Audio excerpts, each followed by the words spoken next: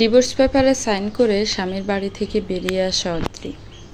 Divorce পেপারে sign করলেও divorce হয়ে যায় না, অন্তত 3 মাস সময় লাগে ডিভোর্স কনফার্ম হতে। সেই কারণে অদ্রি ডিভোর্স পেপারে সাইন করে স্বামীর বাড়ি থেকে বেরিয়ে এসেছে। 3 বছরের প্রেমের পর আরও 3 বছরের বৈবাহিক সম্পর্ককে একটা সাইন ও নির্ধারিত কিছু সময়ের পর শেষ হবার পথে। সম্পর্কের এই পরিণতির কারণ অদ্রির বাচ্চা জন্মদানে অক্ষমতা। অদ্রির সন্তান জন্মদানের অক্ষমতা বলতে পুরোপুরি অক্ষমতা না। অদ্রিকে ডাক্তার বলেছে কিছু নির্দিষ্ট ডোজ ও সেবনের মেডিসিন নিলে 2-1 বছরের মধ্যে সে পুরোপুরি সুস্থ হয়ে যাবে। জরায়ুতে সিস্টের কারণে এই সমস্যা। বাম ফ্যালোপিয়ান টিউবে ছোট সিস্ট আছে। ডাক্তার বলেছেন অপারেশন ছাড়াও কয়েক ডোজে মেডিসিন নিয়ে সিস্ট অপারেশন সম্ভব। অদ্রি একজন ফার্মাসিস্ট, তাই তার অনেকটাই ধারণা আছে এসব বিষয় নিয়ে।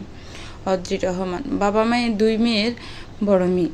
অদ্রি দেখতে মাশাআল্লাহ সুন্দর, উজ্জ্বল, শ্যামবর্ণের, 5 ফুট 5 ইঞ্চি উচ্চতা বিশিষ্ট 26 বছরের তরুণী। নজরকাড়া সুন্দরী না হলেও চেহারায় মায়াভাব বিদ্যমান।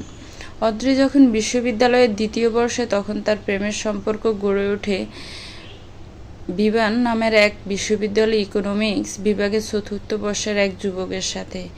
বিবান আহমেদ 3 ভাই বোনের ছোট। শ্যামবর্ণের 6 ফুট উচ্চতা ছেলেটির মুখে যেন এক মায়া কাজ করে। অদ্রিকে যখন বিবান রমনা পার্কের সবার সামনে হাঁটু গেড়ে বসে একগুচ্ছ কাঠগোলাপ দিয়ে প্রথম প্রেম নিবেদন করে, সেদিন অদ্রি পারেনি নিবানকে পেরাতে। নিবান অনেক ভালো ছাত্র, তার উপর নিবান এই পর্যন্ত কোনো মেয়ের সাথে সম্পর্কে যায়নি। অদ্রিকে তার প্রথম থেকেই ভালো লাগতো। অদ্রি ও অদ্রির বন্ধুরা যখন প্রায় বিকেলে ঢাকা ভার্সিটির শহীদুল্লাহ হলের সামনে গিয়ে আড্ডা দিতে যেত, তখন নিবান দেখত রোদের আলোক ছটায় এক সাজসজ্জল তরুণী ব্যস্ত তার হাত থেকে রোদের থেকে আড়াল করতে। 1 বছর আস্তে আস্তে মনের সুপ্ত অনুভূতিকে এক প্রশান্ত ভালোবাসার রূপ দিয়ে এরপর এক মহেন্দ্রক্ষণ হচ্ছে অদ্রিকে নিজের মনের কথা জানায়। কারণ বিবান প্রায় বিকেলে শহীদুল্লাহ হলের পুকুর পাড়ে বন্ধুদের সাথে বসে থাকতো। প্রেম নিবেদনের পর যখন ওদের ভালোবাসার 3 বছর পূর্ণ হয়, তখন তারা বিবাহ বন্ধনে আবদ্ধ হওয়ার সিদ্ধান্ত নেয়। বিবানের বড় ভাবি এ বিয়ের বিপক্ষে ছিল, কারণ বিবানের ভাবির ছোট বোন বিবানকে পছন্দ করত। বিবানের ভাবি এমনকি বিবানকে সহ্য করতে পারত না, কারণ সম্প্রতি বিবানের বাবা 3 ভাই বোনকে লিখে দিয়ে মারা গেছেন। তখন মাত্র বিবানের বড় ভাই নতুন বিয়ে করেছে। বিবান তখন ছাত্র অবস্থায় থাকায় কোনো ইনকাম করতে পারত না। বড় ভাইয়ের টাকায় বিবান চলত, যা বিবানের ভাবির কোনো কালেও পছন্দ ছিল না। এরপর যখন বিবান বিসিএস পরীক্ষাতে উত্তীর্ণ হয়, তখন বড় ভাবি ছোট বোন বিবানকে বিয়ে করার জন্য পাগল প্রায় হয়ে যায়। সারাদিন বোনের বাড়ি এসে পড়ে থাকতো বিবানের ভাবির ছোট বোন শিমু। বিবানের ভাবি ও তার ছোট বোন উঠে পড়ে লাগে বিবানের মাকে বোঝাতে যে বিবানের জন্য শিমুর থেকে ভালো মেয়ে আর পাওয়া যাবে না। কিন্তু এত কিছু করেও বিবানের মাকে তারা 2 বোন টলাতে পারেনি। বিবানের মা জানে তার বড় ছেলের বউ কেমন, তাই ছোট ছেলের জন্য সেই পরিবার থেকে মেয়ে আনতে চায়নি। তাছাড়া বিবান নিজেও শিমুকে পছন্দ করে না। শিমু অনেকটাই গায়ে পড়া স্বভাবের মেয়ে। শিমু তখন পর্যন্ত অনেকগুলো প্রেম করেছে টাকাওয়ালা বড়লোকের ছেলেদের সাথে। রুমালের মতো বয়ফ্রেন্ড ফাল্টায় শিমু দেখতে ফর্সা সুশ্রী হওয়ায় যেন তার অহংকার আকাশ চুম্বে। বিবান বড় ভাবির কথা অগ্রাহ্য করে অদ্রিকে মায়ের অনুমতিতে নিজের বউ করে বাড়িতে নিয়ে তোলে। অদ্রির সাথে বিবানের বিয়ে হবার ঠিক 3 দিনের মাথায় বড় ভাবি রিমু নিজের ছেলেকে নিয়ে তার বাপের বাড়ি চলে যায়। 1 মাস হয়ে যায়, তাও যখন বাড়ির বড় বউ বাড়ি পেরে না, তখন বিবানের মা চিন্তায় পড়ে যায়। বিবানের মা বড় ছেলেকে এই বিষয়ে জিজ্ঞাসা করলে বড় ছেলে অতি সনপর্ণতা এড়িয়ে যায়। পরে একদিন শাশুড়ি নিজে যায় বড় ছেলের বউকে ফিরিয়ে আনতে, কিন্তু বড় ছেলের বউ সেদিন শাশুড়িকে ফিরিয়ে দেয় একসাথে থাকবে না বলে। তবে আরও 15 দিন পর স্বামীর কথায় শ্বশুরবাড়ি ফিরে আসে রিমু, মুখের ভাবসাব কালো করে।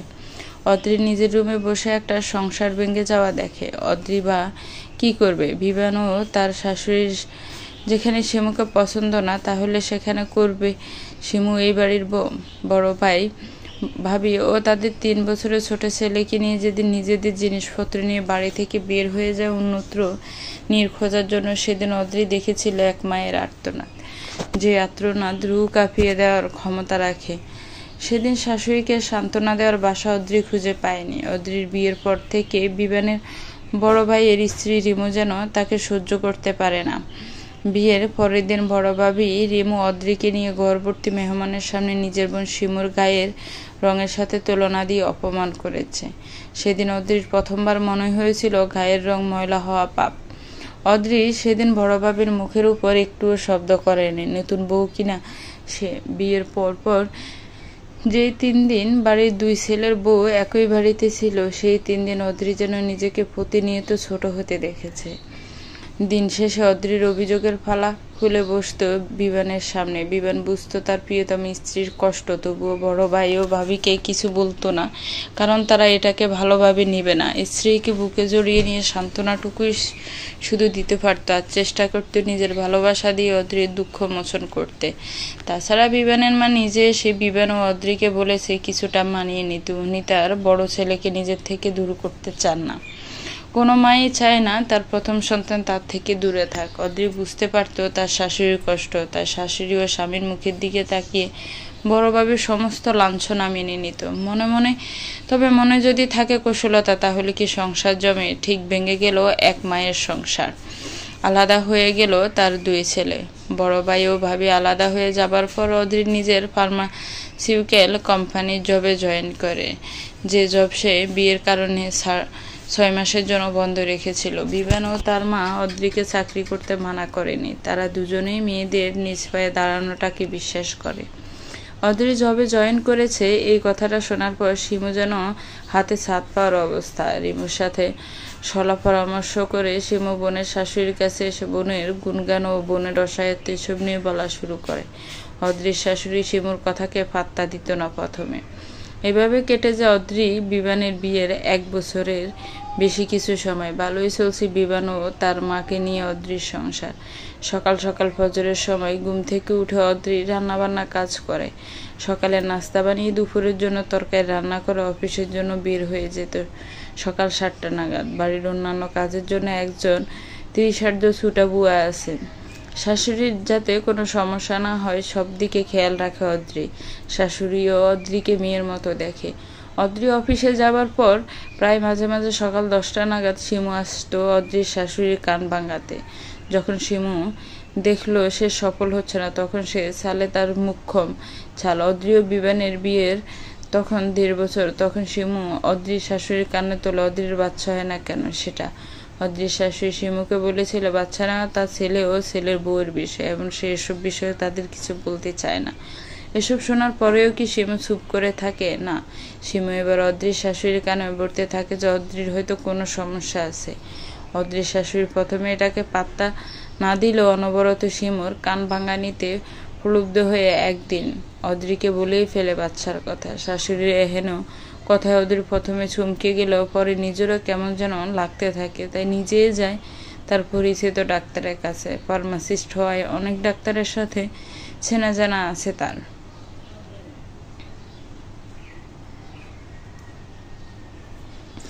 ডাক্তারের সাথে অ্যাপয়েন্টমেন্টের জন্য ওয়েটিং রুমে বসে আসছে অদ্রি।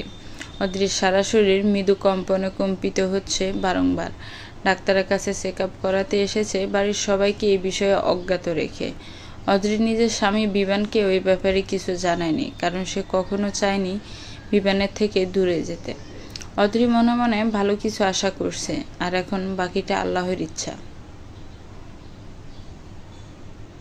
অদ্রি বাড়ির কাজের মহিলা রহিমার থেকে জানতে পেরেছিল যে বড় ভাবির ছোট বোন শিমু প্রায়ই বাড়িতে আসে আর বিবানের মায়ের সাথে অনেকক্ষণ গল্প করে। শিমুর এই বাড়িতে আসা নিয়ে অদ্রির কোনো সমস্যা নেই, কারণ শিমু তার বোনের শ্বশুর বাড়ি এসেছে, যেমনটা তার অদ্রির বোন মাঝে মাঝে আসে বেড়াতে। শিমুর এখানে আসা যাওয়া আছে এই বিষয়টা অদ্রি প্রথম কয়েকদিন যাওয়ার পর জেনেছিল। অদ্রি কখনো পাত্তা দেয়নি এই ব্যাপারে, কারণ দিন শেষে তার শাশুড়ি তার সাথে অমায়িক আচরণ করত, একদম নিজের মেয়ের মতো। অদ্রির শাশুড়ি নিজের মেয়ে অদ্রিকে অন্য চোখে দেখেনি, তবে ইদানিং উনি খুব অন্যরকম ব্যবহার করছেন অদ্রির সাথে। তিনি অদ্রির সাথে আগের মতো কথা বলেন না। শাশুড়ির এরকম বদলে যাওয়া দেখে অদ্রির মনে ক্ষীণ ভয়ের সৃষ্টি হয়েছে। এসব কল্পনা জল্পনার মাঝে পাশের সিটে বসে থাকা মেয়েটার দিকে নজর যায় অদ্রির। তার পাশের সিটে বসে আছে এক 7 মাসের প্রেগনেন্ট মেয়ে। মেয়ে বলছি কারণ প্রেগনেন্ট মেয়েটির বয়স 17-এর বেশি হবে না। এত কম বয়সে প্রেগনেন্সির কারণে মেয়েটির চেহারায় বেহাল দশা। মনে হচ্ছে একটা হাড্ডিসার মেয়ে বসে আছে তার পাশে, শুধুমাত্র পেটটা খানিকটা উঁচু। মেয়েটার সাথে তার মা, স্বামী ও শাশুড়ি এসেছে, কিন্তু তাদের মধ্যে শুধুমাত্র মেয়েটার মায়ের চোখে মেয়েটাকে নিয়ে শঙ্কা, আর বাকি দুজনের অনাগত সন্তান নিয়ে চিন্তা। এসব দেখে মনে মনে দীর্ঘশ্বাস পেলে অদ্রি। এমন সময় রিসেপশন থেকে অদ্রির নাম ডাকলে অদ্রি দুরু দুরু মনে ডাক্তারের চেম্বারে প্রবেশ করে। ডাক্তারের সামনে বসে অদ্রি কিছুটা নার্ভাস হয়ে পড়ে। ডাক্তার হয়তো বিষয়টা আন্দাজ করতে পারল, তাই ডাক্তার অদ্রিকে বলল, মিসেস অদ্রি, আপনি আপনার সমস্যা নির্দ্বিধায় আমাকে বলুন। ডাক্তারের কথায় অদ্রি নিজেকে দাতস্থ করে সব সমস্যা খুলে বলে। সব শুনে ডাক্তার কিছু টেস্ট সাজেস্ট করে। এরপর ডাক্তারের ওখান থেকে বের হয়ে অদ্রি টেস্ট করতে যায়। অদ্রির মন অশনি সংকেত দিচ্ছে, বারবার মনে হচ্ছে কোনো খারাপ কিছু হতে চলেছে। সবগুলো টেস্ট করিয়ে বাড়ি ফিরে অদ্রি। আজ অফিস থেকে হাফ ডে করে ছুটি নিয়েছিল, তাই বিকেলের মধ্যেই বাড়ি পৌঁছে যায়। বাড়ির গেটের কাছে যাওয়ার পর আজকে সে শিমুকে দেখতে পায়। শিমু প্রথমে অদ্রিকে দেখে হকচকিয়ে গেলেও অদ্রির বিমর্ষ মুখ দেখে বাঁকা হাসে। শিমুর এই বাঁকা হাসির কারণ আজ 3 দিন পর শিমু এই বাড়িতে এসে জানতে পেরেছে অদ্রিকে তার শাশুড়ি বাচ্চার কথা বলেছে। শিমু জানে হয়তো সে বিবানকে নিজের করে পাবে না, কিন্তু সে বিবানকে আর অদ্রিকে সুখে থাকতে দিবে না। শিমু তার বোনের কাছ থেকে শুনেছিল অদ্রি নাকি রিমুর ছেলে রিহাবকে অনেক আদর করে। যে মেয়ে জায়ের সন্তানকে এতটা সন্তানতুল্য ভালোবাসে, সে কেন বিয়ের প্রায় 2 বছর হতে চলল তারপরেও কনসিভ করছে না। এই ভাবনাটা শিমু রিমুর মাথায় আসার পরেই তারা এই চালটা চালে। শিমু অদ্রির সাথে কোনোরূপ কথাবার্তা না বলে পাশ কাটিয়ে চলে যায়। অদ্রি শিমুর মুখে বাঁকা হাসি দেখে এবার ঠাউর করতে পারল যে তার শাশুড়ির মাথায় এসব শিমুই ঢুকাচ্ছে রিমুর সলা পরামর্শে। অদ্রি আর এসব ভাবতে চাচ্ছে না, তার এখন মানসিক প্রশান্তির প্রয়োজন। বাড়ির ভেতরে ঢোকার পরে অদ্রি দেখে তার শাশুড়ি সোফায় বসে পান বানাচ্ছে, আর একটু আগে শিমু চলে যাওয়ার দরুন সদর দরজা খোলা ছিল। অদ্রি তার শাশুড়িকে সালাম দিয়ে নিজের রুমের উদ্দেশ্যে পা বাড়ালে তার শাশুড়ি তাকে ডাকে, ছোট বৌমা, আজ এত তাড়াতাড়ি ফিরে এলে যে? তোমার তো ফিরতে প্রায় সন্ধ্যা হয়। শাশুড়ির মুখে থেকে নরম কণ্ঠে ডাক শুনে অদ্রির মন অনেকটাই ভালো হয়ে যায়, তবে সেটা বেশিক্ষণ স্থায়ী হয় না। শরীর খারাপ লাগছে নাকি? জি মা, আলহামদুলিল্লাহ, সুখবর পাবো হয়তো। শাশুড়ির এহেনা মন্তব্যে অদ্রির মুখ কালো হয়ে যায়। অদ্রির শাশুড়ি যথেষ্ট বিচক্ষণ মহিলা, তবে তার মুখ থেকে এমন বাণী যেন অন্য কারো শেখানো বলি। কুচিন্তা ও কুবুদ্ধি মানব মস্তিষ্কে ধ্বংসের দিকে ঠেলে দেয়, যাতে সে নিজের বিচক্ষণতা হারায়। শাশুড়িকে মুখে কোনো প্রতি উত্তর না করে ইশারায় না বুঝিয়ে মাথা নিচু করে নিজের রুমে চলে যায়। অদ্রি এটাই বুঝতে পারছে না শিমু কেন এমনটা করছে, কি স্বার্থ এতে তার। শিমু অবিবাহিত, তাহলে কেন তার নিবানের সংসার জন্য উঠে পড়ে লেগেছে? শিমু তো কোনো অবিবাহিত ছেলেকে বিয়ে করতে পারে, তাহলে কি এসব রিমু ভাবির কারসাজি? রিমু ভাবি কালেও তাকে সহ্য করতে পারতো না। না, সে আর এসব নিতে পারছে না। কালকে রিপোর্ট দেখে সে সিদ্ধান্ত নিবে কি করবে।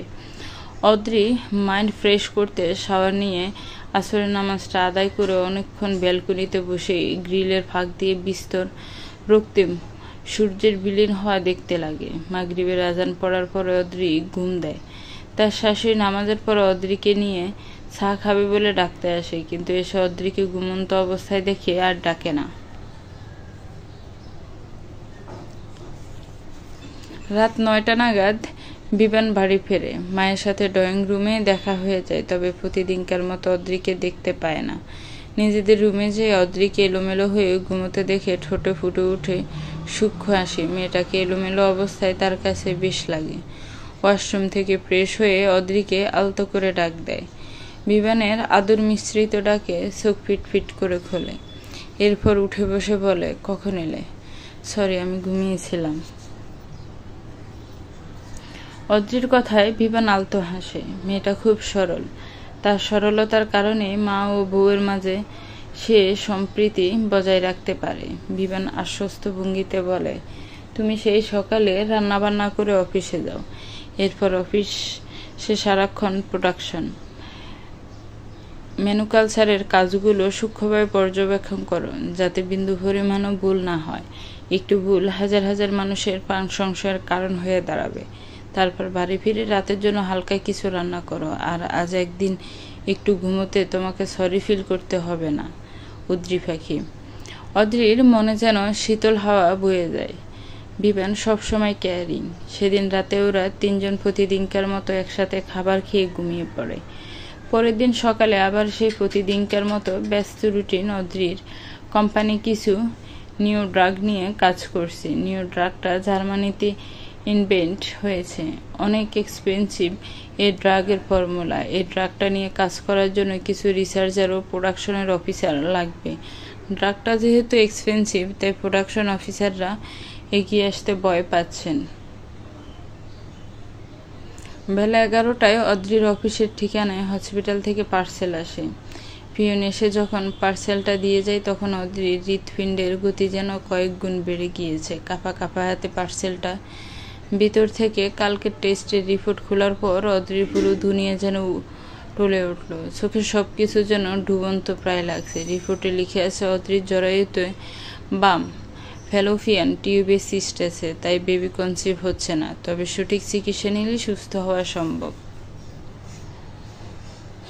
এতটুকু পড়ার পর রিপোর্টটা অদ্রির হাত থেকে নিচে পড়ে যায়। নিজেকে ভারসাম্যহীন লাগছে অদ্রির। অদ্রি ভাবছে, এই কথাটা যদি তার শাশুড়ি জানতে পারে তাহলে কি হবে। তাকে তো সিমি অনেকটা পরিবর্তন করে ফেলেছে কান ভাঙ্গানি দিয়ে।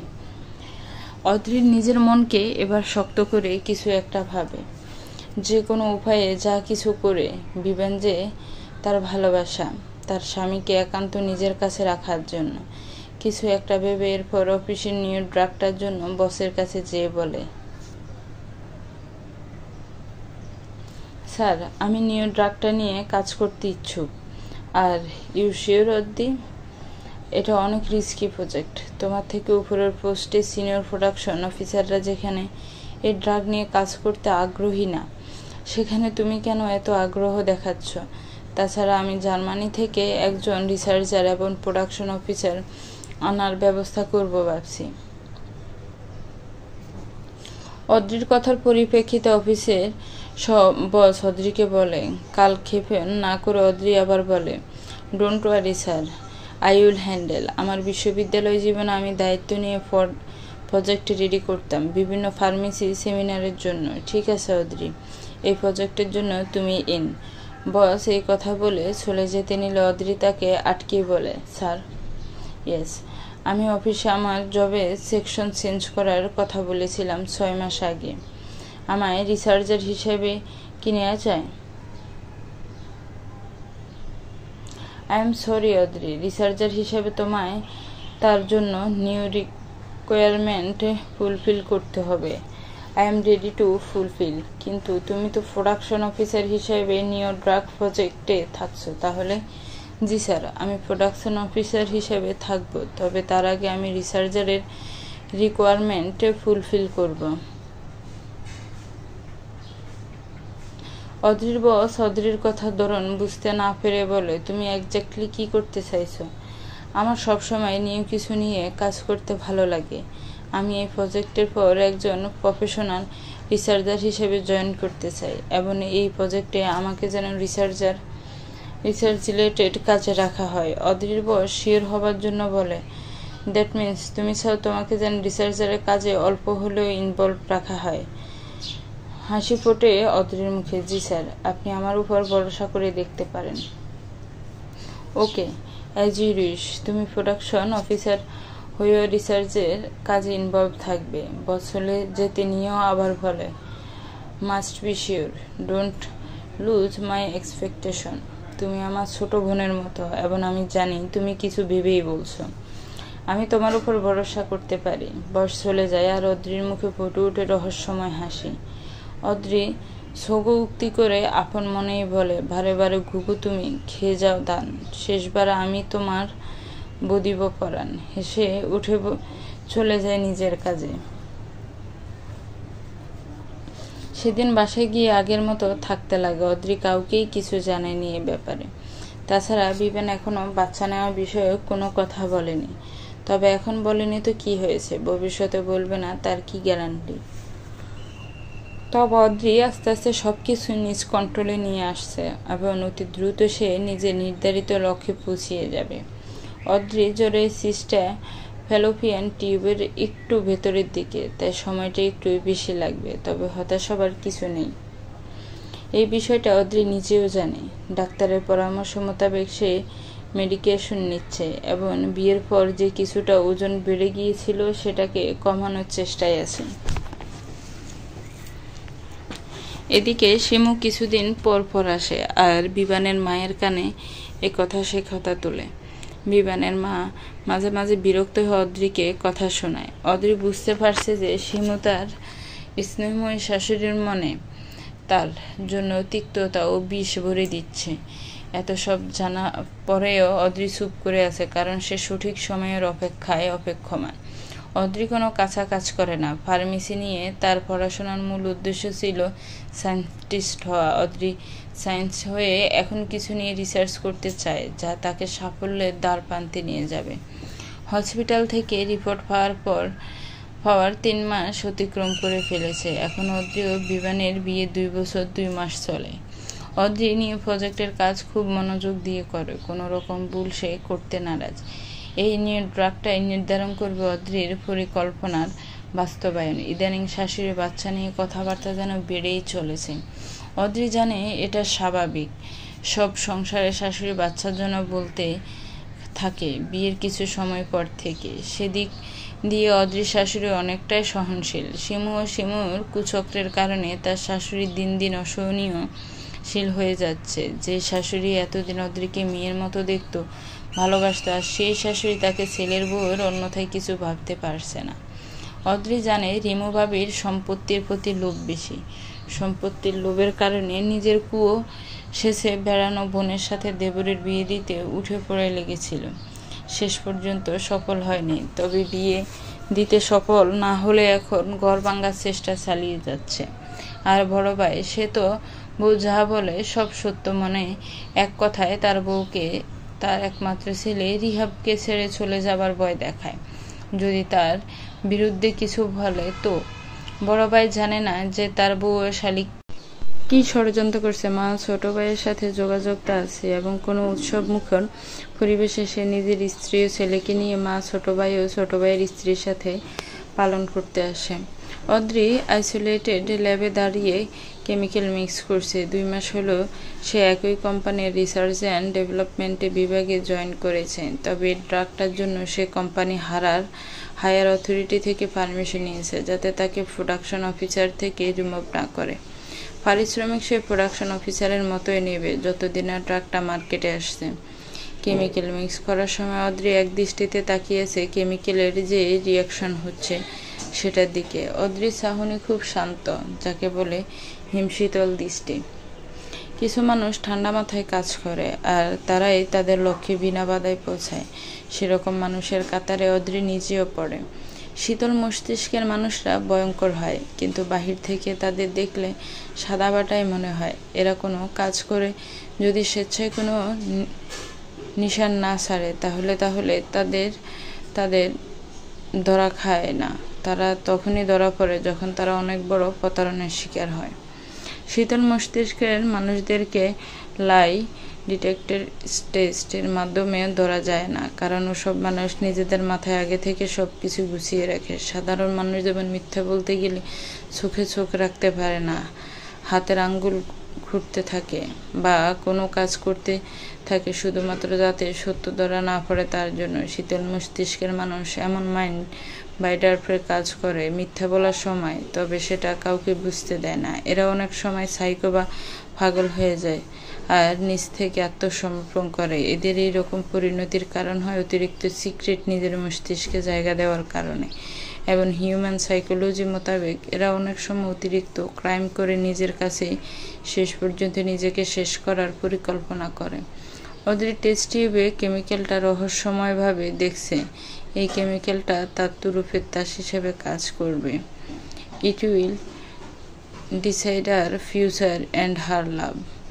অর্থাৎ কারো তুড়ি বাজানোর শব্দের ধ্যান ভাঙ্গা অদ্রির।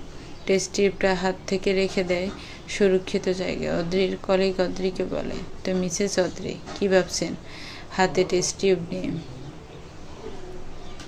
আলতো রহস্যময় হাসে অদ্রি, তারপর জবাব দেয়, কিছু না জাবির ভাই। অদ্রির কলিগ সামান্য রসিকতা সুরে বলে, কিছু না বললেই হলো। আপনি যেভাবে তাকিয়েছিলেন দেখে মনে হচ্ছিল আপনি নিউ ড্রাগটা কারো উপর অ্যাপ্লাই করার কথা ভাবছেন।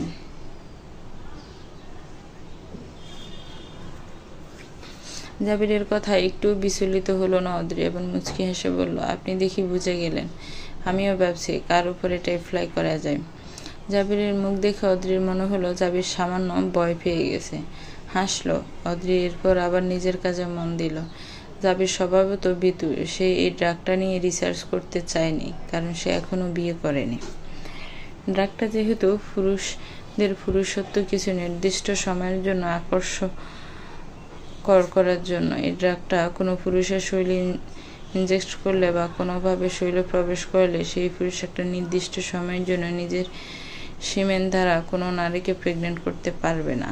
জাবির বসকে সবার সামনে বলেছিল সে অন্য ড্রাগের প্রজেক্টে যেতে চায়, তবে বস রাজি হয়নি, কারণ জাবির একজন ভালো রিসার্চার। জাবির ভীতু কণ্ঠে অদ্রিকে প্রশ্ন করে, আর ইউ সিরিয়াস অদ্রি? আপনি কি সত্যি সত্যি কারো উপর ড্রাগটা প্রয়োগ করার কথা ভাবছেন? অদ্রি খিলখিল করে হেসে ফেলে। অদ্রির হাসি দেখে জাবিরের মুখটা পাংশুটে হয়ে গেছে। এটা অদ্রি খেয়াল করেছে। অদ্রি হাসি থামিয়ে ঠোঁট সামান্য কামড়িয়ে বলে, ইয়েস, আই এম সিরিয়াস। আমি এটা অবশ্যই কারো উপর প্রয়োগ করব। জাবির তোতলানো স্বরে বলে, কার উপর? মুচকি হেসে অদ্রি বলে, আমার হাজবেন্ডের উপর। জাবির বেকুবের মতো মুখ বানিয়ে অদ্রির মুখপানে তাকিয়ে আছে। তারপর সে হড়বড়িয়ে বলে, কি বলছেন আপনি? আপনি আপনার হাজবেন্ডের উপরে এটা কেন প্রয়োগ করবেন? তাছাড়া আপনাদের এখনো বেবি হয়নি। আপনি জানেন তো যে এটা শরীরে প্রবেশ করার পর নির্দিষ্ট সময় কার্যকর থাকে এবং সেই নির্দিষ্ট সময়ের আগে অবশ্যই এর অ্যান্টিডোট শরীরে প্রবেশ করাতে হয়, নাহলে সেই পুরুষ সারা জীবনের মতো তার সক্ষমতা হারাবে। জাবিরের প্রতিটা কথা অদ্রির মুখে হাসি ঝুলিয়ে রেখেই শুনেছে এবং এই হাসি দেখে যেন জাবিরের শরীর হিম করার হবার উপক্রম। অদ্রির কাছে অন্তত তাই মনে হলো। অদ্রি এবার ভাবলো জাবিরের ভয় আগ বাড়ানো ঠিক হবে না, তাই সে কথা আটকাতে বলে, কুল ডাউন জাবির ভাই, আমি তো আপনার সাথে রসিকতা করছিলাম, আর আপনি কি না সিরিয়াসলি নিয়ে নিলেন? জাবির যেন হাফ ছেড়ে বাঁচে। তারপর অটস্থ করার জন্য সুরভ হলে, এরকম মজা করবেন না মিসেস অদ্রি, আপনার বলার ধরনে আমি প্রচণ্ড ভয় পেয়ে গেছিলাম। অদ্রি ভাবলেছিনভাবে বলে, আমি তো প্রথমে ভেবেছিলাম বলেছিলাম যে আমি কিছু ভাবছি না, কিন্তু আপনি তো কথাটাকে পেঁচালেন, তাই আমি একটু পেঁচালাম আর কি। আমি কি করে জানবো যে আপনি এভাবে ভয়ঙ্কর মজা করবেন? জানলে আমি বলতাম না। অদ্রির কথার বিপরীতে জাবির বলে। অদ্রি এবার ডোন্ট কেয়ার ভাব নিয়ে বলে, আমি আমার হাজব্যান্ডকে মাত্রাতিরিক্ত ভালোবাসি এবং সে নিজেও আমাকে ভালোবাসে, তাহলে আমি কেন তাকে ড্রাগ ইনজেক্ট বা তার শরীরে প্রবেশ করাবো? আপনিও না জাবির ভাই, মজা করা বলা কথা বুঝেন না। অদ্রি এবার মুখে রহস্যময় হাসি টেনে বলে, জাবির ভাই, আপনি কি জানেন এই ড্রাগটার এফেক্টেড কিছু হলে তা মেডিকেল টেস্টের মাধ্যমে বোঝা যায় না, একদম প্রাকৃতিকভাবে হয়েছে বলে মনে হয়। জাবির ঘামতে থাকে এবং অদ্রির কথায় জাবির আর কথা না বাড়িয়ে চলে যায় সেখান থেকে নিজের কাজে। অদ্রি মনে মনে বলে, আমি বাধ্য কাজটা করতে, নিজের মানুষকে নিজের কাছে রাখার জন্য।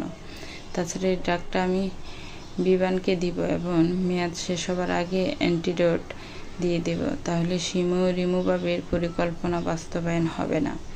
But I can't lose Biban. He will be mine forever at any cost. এরপর দিন অদ্রি ইচ্ছা করে অফিসে যায়নি, ছুটি নিয়েছে বসের থেকে। অদ্রিদের ছোট বুয়া বলেছে শিমু সপ্তাহে 2 দিন আসে, সোমবার ও বৃহস্পতিবার। আজকে সোমবার, তাই অদ্রি দেখতে চায় শিমুর ব্যবহার। ঠিক বেলা 12টায় কলিং বেল বাজে, আর অদ্রি বুয়া বা তার শাশুড়িকে দরজা খুলতে উঠতে না দিয়ে নিজে গিয়ে দরজা খুলে দেয়। অদ্রি দরজা হাসি মুখে খুলে, কিন্তু অপর পাশের মানুষটা হয়তো অদ্রিকে এ সময় আশা করেনি, তাই তার মুখশ্রী অন্ধকার হয়ে গেল।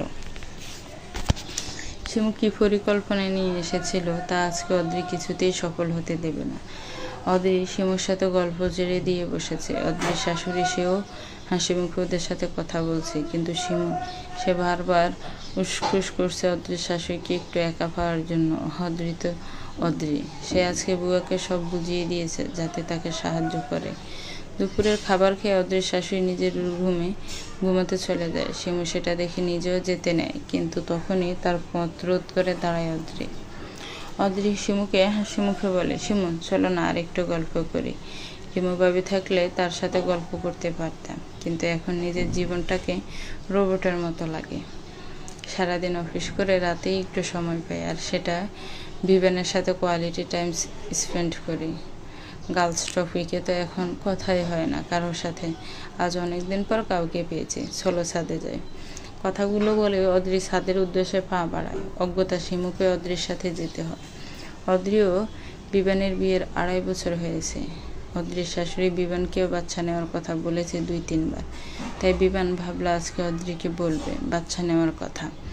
অনেক তো সময় হলো। বিবান ও অদ্রি দুজনেই এখন নিজের ক্যারিয়ারে সাকসেসফুল।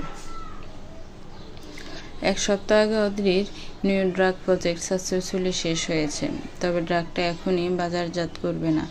আগের অ্যান্টিডোট জার্মানি থেকে আনানো হবে। রাতের বেলা বিবান অদ্রিকে জড়িয়ে ধরে বিছানার বোর্ডের সাথে হেলান দিয়ে বসে আছে। অদ্রি চুপ করে স্বামীর বুকে মাথা রেখে বসে আছে। কিছু সময় অতিবাহিত হবার পর বিবান বলে, অদ্রি পাখি, তোমাকে একটা কথা বলবো। বলো। এতে অনুমতি নেওয়ার কি আছে বিবান? না, আসলে মা বলছিল আমাদের এখন বাচ্চা নেওয়া উচিত। ওহ, তুমি কিছু বলবে না? বলবো তো। তাহলে বলো। শুধু কি মা বলেছে নাকি তুমিও? মায়েরটা মা আমায় বলেছে, এখন তুমি তোমারটা বলো।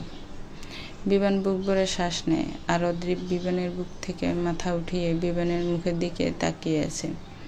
বিবান বলে, আমারও মনে হয় এখন বাচ্চা নেওয়া ভালো হবে। বিবানের কথা অদ্রি প্রতি উত্তর করে না। অদ্রির রেসপন্স না পেয়ে বিবান বলে, কিছু বলছো না যে? অদ্রি বলে, কি বলবো, বাচ্চা আসলে অবশ্যই নিব। বিবান বুঝল না অদ্রির কথা, তবে সে আজ তার প্রিয়তমাকে কাছে পেতে চায়। প্রিয়তমার ভালোবাসায় সিক্ত করতে চায় নিজেকে। অদ্রি বাধা দেয় না বিবানকে। অদ্রি নিজেও ডুবে যায় তার ফান পুরুষের ভালোবাসায়। তবে সে তার পরিকল্পনা কালকে থেকে শুরু করবে। আজকে স্বামীর ভালোবাসায় শিখতে হবে। সময় নদীর স্রোতের মতোই বহমান। সময়ের সাথে ঘটে অনেক অনাকাঙ্ক্ষিত উত্থাল পতন। ঠিক তেমনি বিবান ও অদ্রির জীবন চলছে কিছু দুঃসময়। বিবান অদ্রিকে বাচ্চার কথা বলার প্রায় 3 মাস হয়ে গেছে। অদ্রি এখনো কনসিভ করেনি। এদিকে বিবানের মা অনবরত বাচ্চার কথা বলে মুখের ফেনা তুলে ফেলছে। তাছাড়া ওনার এরকম বাচ্চার জন্য অধৈর্য হবার কারণটা সত্যি বলতে পুরোপুরি ভুল নয়। বিবান ও অদ্রির বিয়ে 3 বছর প্রায় হতে চলল, এবং বিবান সেদিন তার মাকে আশ্বাস দিয়েছে তারা জলদি বাচ্চা নেওয়ার প্ল্যান করছে। বিবানের মা একদিকে ছেলের কথায় আশায় আছে, আরেকদিকে শিমুর প্রতিনিয়ত উস্কানিমূলক পরামর্শ। অদ্রি আবার বাসায় 2 জায়গায় সিক্রেট ক্যামেরা ফিট করেছে, সাথে কিছু মাইক্রোচিপ। এই সিক্রেট ক্যামেরার রেকর্ডিং অদ্রি অফিস থেকে ফেরার পথে দেখে এবং বাসায় এসে বিবান না ফেরার আগ পর্যন্ত দেখে। সিক্রেট ক্যামেরা ড্রয়িং রুমে এবং বিবানের মায়ের রুমে লাগানো, আর মাইক্রোচিপ আরও কয়েকটা জায়গায় এক্সট্রা লাগানো আছে। এসবের বদৌলতে অদ্রি জানতে পারে বাড়িতে কি হচ্ছে। অদ্রি আবারও ডাক্তারের কাছে গেছে। চেক আপ করে ডাক্তার বলল, মিসেস অদ্রি, আপনি কিছুটা রিকভার করেছেন, তবে অনেক স্লোভাবে। চেষ্টা ক্রমশ ছোট হচ্ছে। আল্লাহ চাইলে আর 3 মাস পর কনসিভ করতে পারবেন। যদি আপনার কোনো প্রিকশন না নিন তবে। কিন্তু আমি বলবো, আপনারা যখন এত সময় অপেক্ষা করেছেন তাহলে আরও কয়েক মাস অপেক্ষা করুন। জি ডক্টর, আমি অপেক্ষা করব। By the way Mrs Adri, আপনি আগের বার একা এসেছেন এবং এবারও একা আসলেন। আপনার হাজব্যান্ড কোথায়? অদ্রি ডাক্তারের কথায় থম মেরে যায়। কি জবাব দিবে সে তো বিবেনকে জানায় নিয়ে ব্যাপারে কিছু। অদ্রির জবাব না পেয়ে ডক্টর আবার বলে, আপনার হাজব্যান্ডকে আমার এই বিষয়ে জানানো প্রয়োজন। হাজব্যান্ড বাড়ির কাউকে নেক্সট অ্যাপয়েন্টমেন্টে নিয়ে আসবেন। আমরা রুগীকে তার রোগ সম্পর্কিত অবগত করতে চাই না, কারণ এতে রুগী অনেকটাই মানসিকভাবে ভেঙে পড়ে। জি ডাক্তার, পরের বার থেকে কাউকে সাথে করে নিয়ে আসবো। ঠিক আছে, আর ওষুধগুলো ঠিক মতো খাবেন। অদ্রি ডাক্তারের চেম্বার থেকে বেরিয়ে আসে। অদ্রি নিজের মনে দীর্ঘশ্বাস লুকাতে ব্যস্ত। আর এদিকে কেউ একজন অদ্রিকে গাইনি বিভাগ থেকে বের হতে দেখে ফেলেছে। আর সেই মানুষটা ভাগ্য করে রিমু দ্বিতীয়বারের মতো প্রেগনেন্ট, তাই সে ডাক্তারের কাছে এসেছে চেক আপ করতে। রিমুর সাথে অবশ্য তার স্বামী বিভানের বড় ভাই ইভান এসেছে। ইভান একটা জরুরি কল আসার কারণে হসপিটালের ভিতরে ওয়েটিং রুমে রিমুকেও রিহাবকে রেখে বাহিরে গেছে। ইভান অদ্রিকে দেখেনি, এমনকি অদ্রি হসপিটাল থেকে বের হচ্ছে আর ইভান ভিতরে ঢুকছে তারপরেও না। অদ্রি খেয়াল করেছে আর না ইভান। রিমু অদ্রিকে সে ডাক্তার চেম্বার থেকে বের হতে দেখেছে। সে নিজেও সে ডাক্তারের কাছে অ্যাপয়েন্টমেন্ট নিয়েছে। রিমু যেন হাতির পা দেখে ফেলেছে, সে এবার ধামাকা করবে। রিমু জানে তার শাশুড়ি অদ্রির উপর নারাজ। আর 2-3 দিন আগে রিমুর দ্বিতীয়বার প্রেগনেন্সির কথা শুনে অনেক খুশি হয়েছেন এবং সেই তাহলে এত বড় একটা সুযোগ তার হাতে এসেছে, সে কি সেটা ছেড়ে দেবে? অদ্রি বাড়িতে এসে ফ্রেশ হয়ে কিছুক্ষণ রেস্ট নেয়, তারপর রান্নাঘরে যায় দুপুরের খাবার বানাতে। অদ্রি আজকে অফিসে যায়নি, আসলে শরীর খারাপ, সাথে মন খারাপ, তাই আজ ছুটি নিয়েছে। ছুটি যেহেতু নিয়েছে তাই ডাক্তারের কাছে থেকে চেক আপ করে আসলো। দুপুরের রান্না প্রায় শেষ। আজকে আবার ইভান ভাইয়া রিমুবাবু রিহাব আসবে। হঠাৎ কলিং বেলের শব্দ। অদ্রি গ্যাস অফ করে দরজা খুলতে যায়। দরজা খুলে অপর পাশে বাসুর বউ তাদের ছেলেকে দেখে অদ্রির মুখে হাসি ফুটে ওঠে। অদ্রি তাদের সালাম দিলে ইভান খুব হাসি মুখে সালামের জবাব দেয়, কিন্তু রিমু মুখ বেংসে দিয়ে বাড়ির ভেতরে ঢুকে যায়। অদ্রি রিমুর ব্যবহারকে পাত্তা না দিয়ে রিহাবকে হাতে ধরে নিয়ে বসার রুমে যায়। ইভান যে তার মাকে সালাম দেয়। অদ্রি ওদেরকে বসতে বলে শরবত আনতে যায়। অদ্রি শরবত এনে সোফায় সামনের টেবিলে রাখলে তখনই রিহাব তার কাকিমনির কোলে ছড়ে বসে। রিহাব মাত্র 5 বছরের। রিহাব দেখতে তার বাবার মতো হয়েছে। রিহাবকে অদ্রি কোলে যেতে দেখে হয়তো রিমার ভালো লাগেনি, তাই সে বাঁকা চোখে অদ্রির দিকে তাকিয়ে আছে। অদ্রি এসব ঠিকই লক্ষ্য করছে। তাছাড়া রিমু এ বাড়িতে আসবে আর তার শ্বশুরবাড়ির কান ভাঙাবে না, আর তার হয় না। দুপুরে একটু আগে বিভানও অফিস থেকে ছুটি নিয়ে চলে এসেছে। আজকে পুরো পরিবার একসাথে। বিভান এসে থেকে রিয়ানের সাথে খেলছে। ওদের দেখে মনে হচ্ছে না ওরা চাচাবাতিজা, দেখে মনে হচ্ছে বাপ ছেলে। এসব দেখে অদ্রির মনে অনুশোচনা হলেও তার কিছু করার নেই, সে বাধ্য এসব করতে। অদ্রি কখনোই বিভানকে ছাড়তে পারবে না। আর ডাক্তার তো বলেছে সুস্থ হচ্ছে সে। প্রায় 9-10 মাস যাবত সে চিকিৎসা নিচ্ছে এবং অনেকটা ইমপ্রুভ হয়েছে। দুপুরের খাবারের পর্ব শেষ হবার পর রিমু এমন একটা কথা বলল যে সবাই স্তব্ধ হয়ে গেছে। রিমুর হাতে অদ্রির রিপোর্ট। অদ্রি সেটা দেখে অবাক, কারণ কোনো হসপিটাল অনুমতি ও প্রমাণ ব্যতীত কারোর রিপোর্ট অন্য কাউকে দেয় না। তাহলে রিমু পেল কোথা থেকে? রিমু হয়তো অদ্রির হাবভাবে অবাক হওয়াটা বুঝতে পেরেছে, তাই রিমু বলে, আমি আজকে হসপিটালে যখন চেক আপ করাতে গেলাম তখন অদ্রিকে দেখলাম ডাক্তারের চেম্বার থেকে বের হলো। আর তাই ডাক্তার ও নার্সদের বাড়ির লোক বলার পরে অনেকবার তাদেরকে বলার পরে আমাকে রিপোর্ট দিল। আজকে যদি রিপোর্টটা হাতে না পেতাম তাহলে তো জানতেই পারতাম না যে অদ্রি মা হতে পারবে না। রিমুর কথায় বিভান নিষ্পলকভাবে অদ্রির দিকে তাকিয়ে আছে। বিভান জানে না আজকে কি ঘটতে চলেছে, তবে এটুকু বুঝতে পেরেছে আজকে তার বড় ভাবি কোনো ক্রমে ক্ষান্ত হবে না। বড় ভাবি আজকে কোমর বেঁধেই নেমেছে অদ্রিকে অপমান করে কষ্ট দিতে। তাছাড়া বিভানের মা, সে তো তার ছোট ছেলের ঘরে নাতি দেখার জন্য উদ্বিগ্ন হয়ে আছে। মাকে কিভাবে বুঝাবেন বিভান? সে তো নিজেকে সামলাতে পারছে না। বিভান সেদিন অদ্রিকে বাচ্চা নেওয়ার কথা বলেছিল আর মায়ের কথায়। তাহলে অদ্রিকে সে বাচ্চার কথা বলতো কিনা তা সে জানে না। বিভান বাচ্চা নিতে চায় না বিষয়টা এমন না। বিভান বাচ্চা নিতে চায়, তবে ভয় হয় 2 ধরনের। প্রথম ভয়, বিভান স্বচক্ষে দেখেছে তার বড় ভাবিকে। তার বড় ভাবির রিহাবের জন্মের পর থেকে কেমন যেন বদলে যেতে শুরু করেছিল। বড় ভাবির জন্মের আগে মায়ের সাথে সাহায্য করত, মাকে অনেকটাই মেনে চলতো। তবে রিহাবের জন্মের পর থেকে যেন মাকে মানতেই চায় না, এমনকি বড় ভাইকে সবসময় চুপ করিয়ে রাখে। সারা জীবন তার মা 3 ছেলে মেয়ে আদব দিয়ে মানুষ করেছে, কখনো যেন কারোর সাথে অন্যায় না করে। কিন্তু সে নিজে কি পেল? শেষ বয়সে এসে বড় ছেলের বউয়ের অবহেলা। অদ্রি কখনো মায়ের মুখের উপর কিছু বলেনি, কারণ অদ্রিকে বিবান বিয়ের আগে বলে দিয়েছে যেন তার মাকে তার বড় ভাবির যেমনটা ট্রিট করে সে যেন এরকমটা না করে। অদ্রি ওই সময় বলেছিল, তোমার মা মানে আমারও মা, আমি কেন তাকে অন্য চোখে দেখব? তাকে আমি আমার মায়ের মতোই ভালোবাসবো যদি সে আমাকে মেয়ে ভাবতে পারে। বিবান সেদিন হেসেছিল তৃপ্তির হাসি। হ্যাঁ, সে পেরেছে একটা সঠিক মেয়েকে নিজের জীবন সঙ্গিনী বেছে নিতে। দ্বিতীয়বার অনেকের প্রেগনেন্সিতে কমপ্লিকেশন থাকে, যদি অদ্রির কমপ্লিকেশন হয় তো ওই সময় যদি মা ও বাচ্চাকে যে কোনো একজনকে বেছে নিতে বলে তাহলে বিবান কি করবে? আর আজ যখন বিবান জানতে পারলো অদ্রির মা হতে পারবে না, তখন সে কি করবে?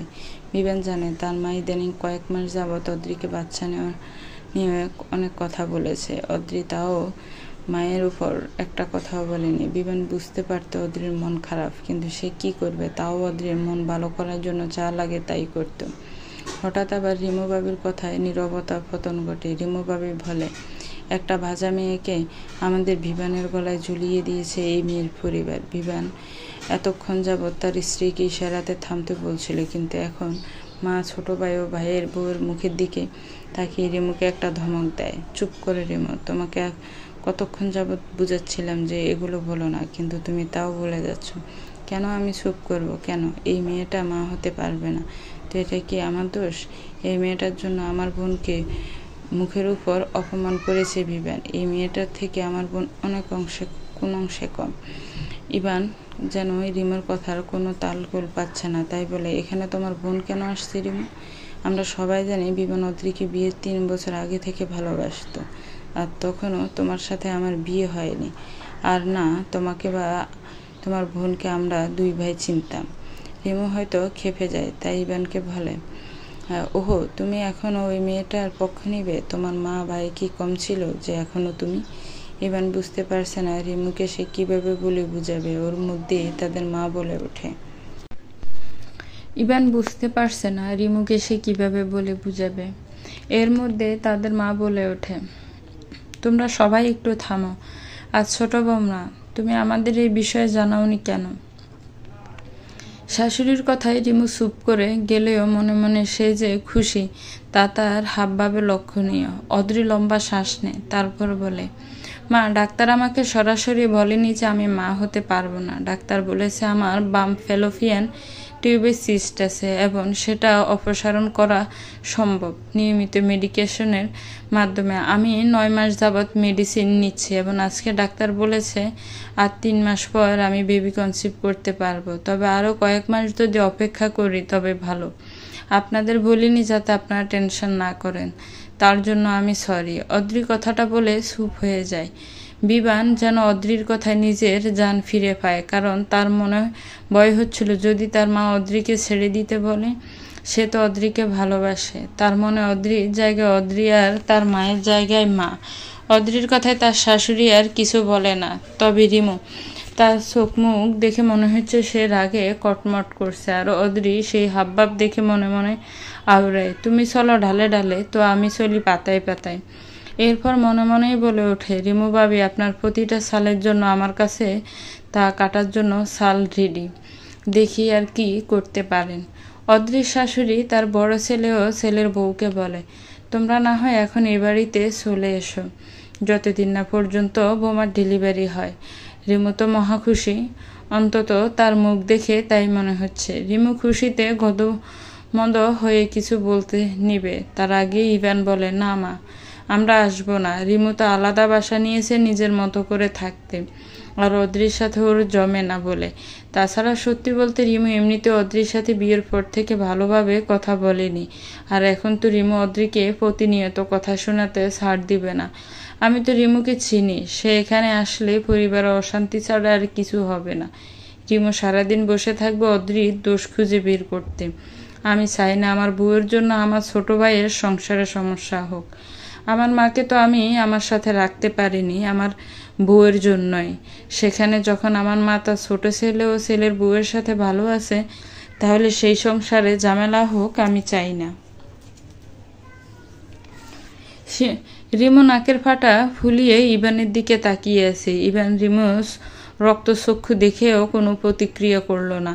রিমি প্রত্যুত্তরে কিছু বলতে নিবে তার আগেই ইভান রিমুকে চুপ করিয়ে বলে, তোমার কোনো কথা এখন শুনতে চাইছি না, এখনই বাসায় চলো, বাসায় গিয়ে তোমার কথা শুনবো। রিমো বসা থেকে উঠে আগে গজগজ করতে করতে সদর দরজার বাইরে চলে যায়। বিভানের মা রিমুকে আটকাতে চেয়েছিল, কিন্তু তার আগেই ইভান তাকে ইশারায় মানা করে দেয়।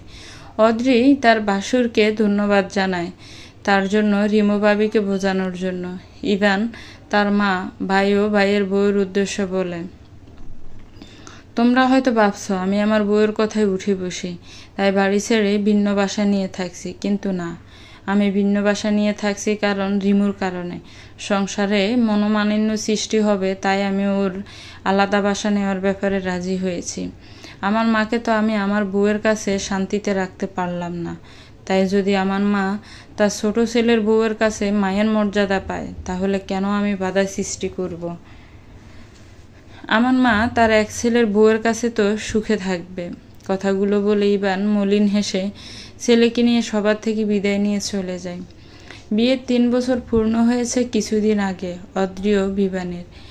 রিমো বাবির সাথে ওই দিনের পর আজ 3 মাস পেরিয়ে গেছে। 3 মাস পূর্ণ হবার পরে শাশুড়ি অদ্রিকে বলছে বাচ্চা নেওয়ার কথা। যখন 4র্থ মাসে পড়লেও তাও পিরিয়ড মিস হয়নি, মানে প্রেগনেন্ট না। শাশুড়ি তো হতাশায় ডুবে গেছে।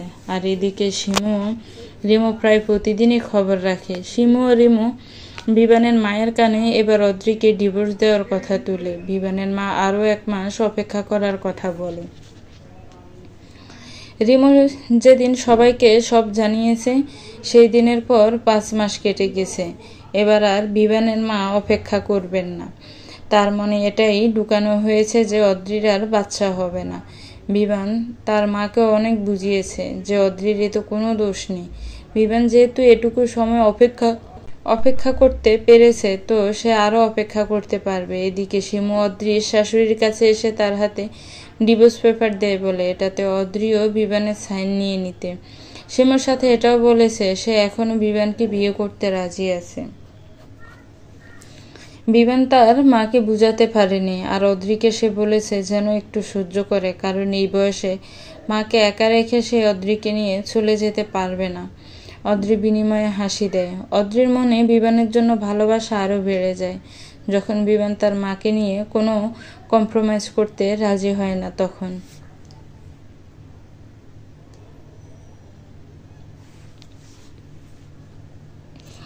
শিমুর প্ররোচনার শিকার হয়ে অদ্রির শাশুড়ি অদ্রির কাছে ডিভোর্স পেপার দেয়। অদ্রি সেদিন বম্বের মতো তাকিয়েছিল শাশুড়ির মুখের দিকে। তারপর একটা রহস্যময় হাসি দিয়ে ডিভোর্স পেপারে সাইন করে নিজের রুমে গিয়ে বিভানের জন্য একটা চিঠি লিখে বাড়ি থেকে বের হয়ে যায়। চিঠি হাতে বিভান নিজের রুমের ফ্লোরে বসে আছে। বিভান একটু আগে বাড়িতে এসেছে, আর এসেই ড্রয়িং রুমে রিমু ভাবিও তার ছোট বোনকে দেখে কিছুটা অবাক হয়। তবে অদ্রিকে না দেখে তার কেমন যেন সন্দেহ লাগছিল, তাই তড়িঘড়ি করে নিজের রুমে আসে। নিজের রুমে এসে অদ্রিকে না দেখে সে ওয়াশরুমে ব্যালকনিতে দেখে, তাও না পেয়ে সে ভয় পেয়ে যায় কিছুটা। এরপর ড্রেসিং টেবিলে পারফিউমের বোতল দিয়ে সাফা দেওয়া কাগজ দেখতে পায়, কিন্তু সেটা খুলে দেখে সেটা একটা চিঠি। বিভান পড়তে শুরু করে চিঠিটা। প্রিয় অর্ধাঙ্গ, আমাকে বাড়িতে সব জায়গায় খুঁজে না পেয়ে এখন তুমি নিশ্চয়ই ভয় পেয়ে আছো। আমি চলে যাচ্ছি। তোমার সাথে জীবনের শেষ সময় পর্যন্ত হয়তো আমি থাকতে পারবো না। আমার জায়গা দখল করে নেবে অন্য কেউ। আজ মা আমাকে ডিভোর্স পেপারে সাইন করতে বলেছে। অনেকদিন যাবৎ ইনডাইরেক্টলি ডিভোর্সের কথাই আমাকে বোঝাতো, তবে আজকে ডিভোর্স পেপার সামনে এনেই দিয়েছে। আমি তো অপয়ামী যে তার ছেলেকে বাবা হওয়ার সুখ দিতে পারলাম না।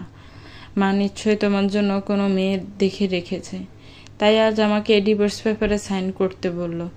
তোমার জীবনে আমার পথযাত্রা হয়তো এতটুকুই ছিল। চলে যেহেতু যাচ্ছি, তাই তোমাকে কিছু কথা বলেই যাই। তোমার বড় ভাবি রিমু তার ছোট বোনকে প্রায় আমাদের বাড়িতে পাঠাতো। আমি আবার জবে জয়েন করার পর থেকেই শিমুর বাড়িতে আনাগোনা বেড়ে গেছে। তাজের খালা আমাকে বলেছে, শিমু যেদিনে আসে মাকে নিয়ে নাকি মায়ের রুমে দরজা বন্ধ করে অনেক কথা বলে। আমাদের বিয়ে 2 বছর পূর্ণ হবার 2 মাস আগে থেকে মা আমাকে বাচ্চা নেওয়ার কথা বলেই যাচ্ছে। বিয়ের আগে তোমাকে কথা দিয়েছিলাম তোমার মাকে নিজের মা মনে করব। আল্লাহর রহমতে ওই কথা আমি রাখতে পেরেছি। ভবিষ্যতেও যেন আমি ওই কথা রাখতে পারি, তাই আজ আমার এই সিদ্ধান্ত। আমি কিন্তু চাইলে পারতাম উচ্চ বাক্য করতে। এতদিন চিকিৎসা নেওয়ার পর ডাক্তার বলেছে আমি সুস্থ। রিমু বাবির তো প্রথম থেকেই আমাকে পছন্দ না। সে তার ছোট বোনের সাথে তোমার বিয়ে দিতে চেয়েছিল। মা হয়তো এখন তোমার সাথে শিমুর বিয়ে ঠিক করবে। তোমারও যদি আমাকে নিয়ে অভিযোগ থাকে তাহলে সাইন করে দিয়ে ডিভোর্স পেপারে। 3 মাস পর ডিভোর্স হয়ে যাবে। কথায় আছে না, খাঁচার পাখিকে মুক্ত করে দেখো সে উড়ে চলে যায় কিনা তোমার কাছে আবার দিন শেষে ফিরে আসে। যদি দিন শেষে তোমার কাছে আবার ফিরে আসে তাহলে বিবিনি এসে তোমার পোষ মেনেছে। ঠিক তেমনি তোমাকে আমি খাঁচা থেকে মুক্ত করলাম। এখন তোমার পালা, ইতি তোমার অর্ধাঙ্গিনী। বিমানের চোখ থেকে 2 ফোঁটা অশ্রু গড়িয়ে পড়ে। কিছুক্ষণ থম মেরে ফ্লোরে বসে থেকে এরপর ড্রয়িং রুমের উদ্দেশ্যে পা বাড়ায়। ড্রয়িং রুমে যে মাকে জিজ্ঞাসা করে, মা অদ্রি কোথায়? বিমানের মা চুপ করে আছে। ছেলের কথা শুনে রিমু মুখ খুলবে কিছু বলার জন্য, তার আগে বিমান তার বাবির দিকে হাত দিয়ে চুপ করতে বলে। বলো মা, অদ্রি কোথায়?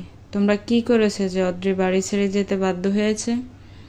বিমানের মা কিছুটা অবাক হলে রিমু ও শিমুর মুখ দেখে মনে হচ্ছে তারা কিছুটা ভয় পাচ্ছে। বিমানের মা এবার বলে, অদ্রি কেন চলে গিয়েছে সেটা অদ্রিকে জিজ্ঞাসা করো। শিমু কথার মাঝে ফোড়ন কেটে বলে, তোমার বউ কেন চলে গিয়েছে তা আমরা কিভাবে জানব? যাওয়ার আগেই দেখো ডিভোর্স পেপারে সাইন করে গিয়েছে।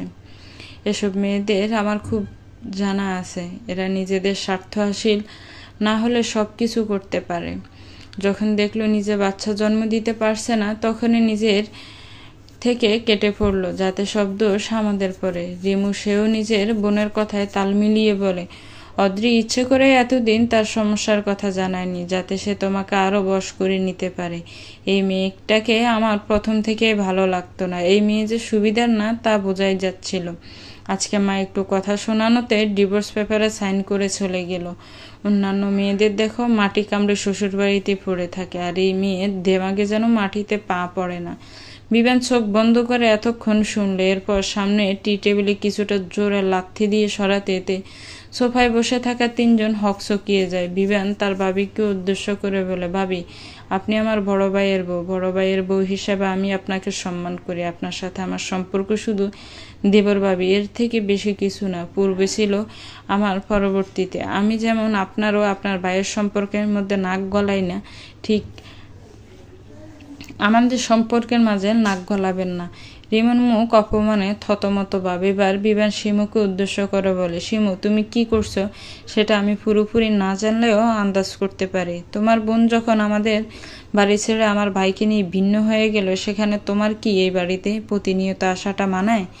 এটা তো বেমানান দেখায়, তাই না? কিন্তু তোমার কাছে কি বেমানান লেগেছে? না, তোমার বোন এই বাড়িতে না থাকা সত্ত্বেও তোমার যাতায়াত ছিল। যেখানে তোমার বোন এই বাড়িতে থাকা অবস্থায় তুমি এই বাড়িতে আসলে তোমার বোনের রুমে দরজা বন্ধ করে থাকতে, সেখানে তুমি তোমার বোন ব্যতীত এসে আমার মায়ের সাথে কথা বলতে তার রুমে দরজা বন্ধ করে রাখো।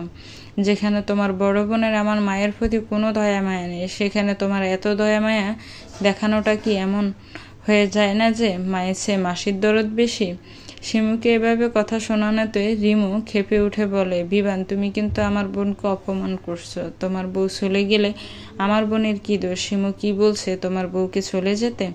তোমার বউ সারাদিন বাহিরে থাকে, তো সে তোমার মাকে সময় দিতে পারে না। মা সারাদিন বাসায় একলা থাকে, তাই শিমু এসে তার সাথে একটু সময় কাটায়। বিবান তার ভাবির কথায় তাচ্ছিল্য হাসে। এরপর বলল, আসলেই কি সময় কাটাতে আসে নাকি আসে আমার অদ্রির নামে মায়ের কানে কিছু বলতে। যাই হোক, আপনাদের বলে আমার লাভ নেই। আপনি আমার বড় ভাইয়ের বউ, আর আপনার বোন বড় ভাইয়ের শালী। আপনাদের সাথে আমার সম্পর্ক এতটুকু। এবার বিভান তার মাকে নরম ও ব্যথিত সুরে বলে, মা, অদ্রি কোনোদিন তোমাকে শুধু শাশুড়ি ভেবে দেখেনি, সে তোমাকে নিজের মায়ের মতো দেখেছে। তুমি কি বলতে পারবে অদ্রি তোমার সাথে কোনোদিনও উচ্চস্বরে কথা বলেছে বা তোমার কথার কোনোদিনও খারাপ জবাব দিয়েছে? অদ্রি সকাল থেকে বিকাল পর্যন্ত একটানা কাজ করে অফিসে।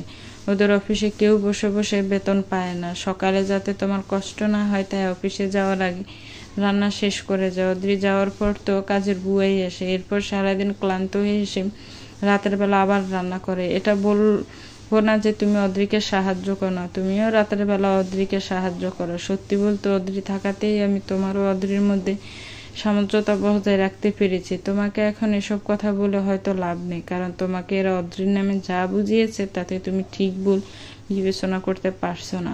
বিভান কথাগুলো শেষ করে আর সেখানে দাঁড়ায়নি, চলে গেছে বিভান নিজের রুমে।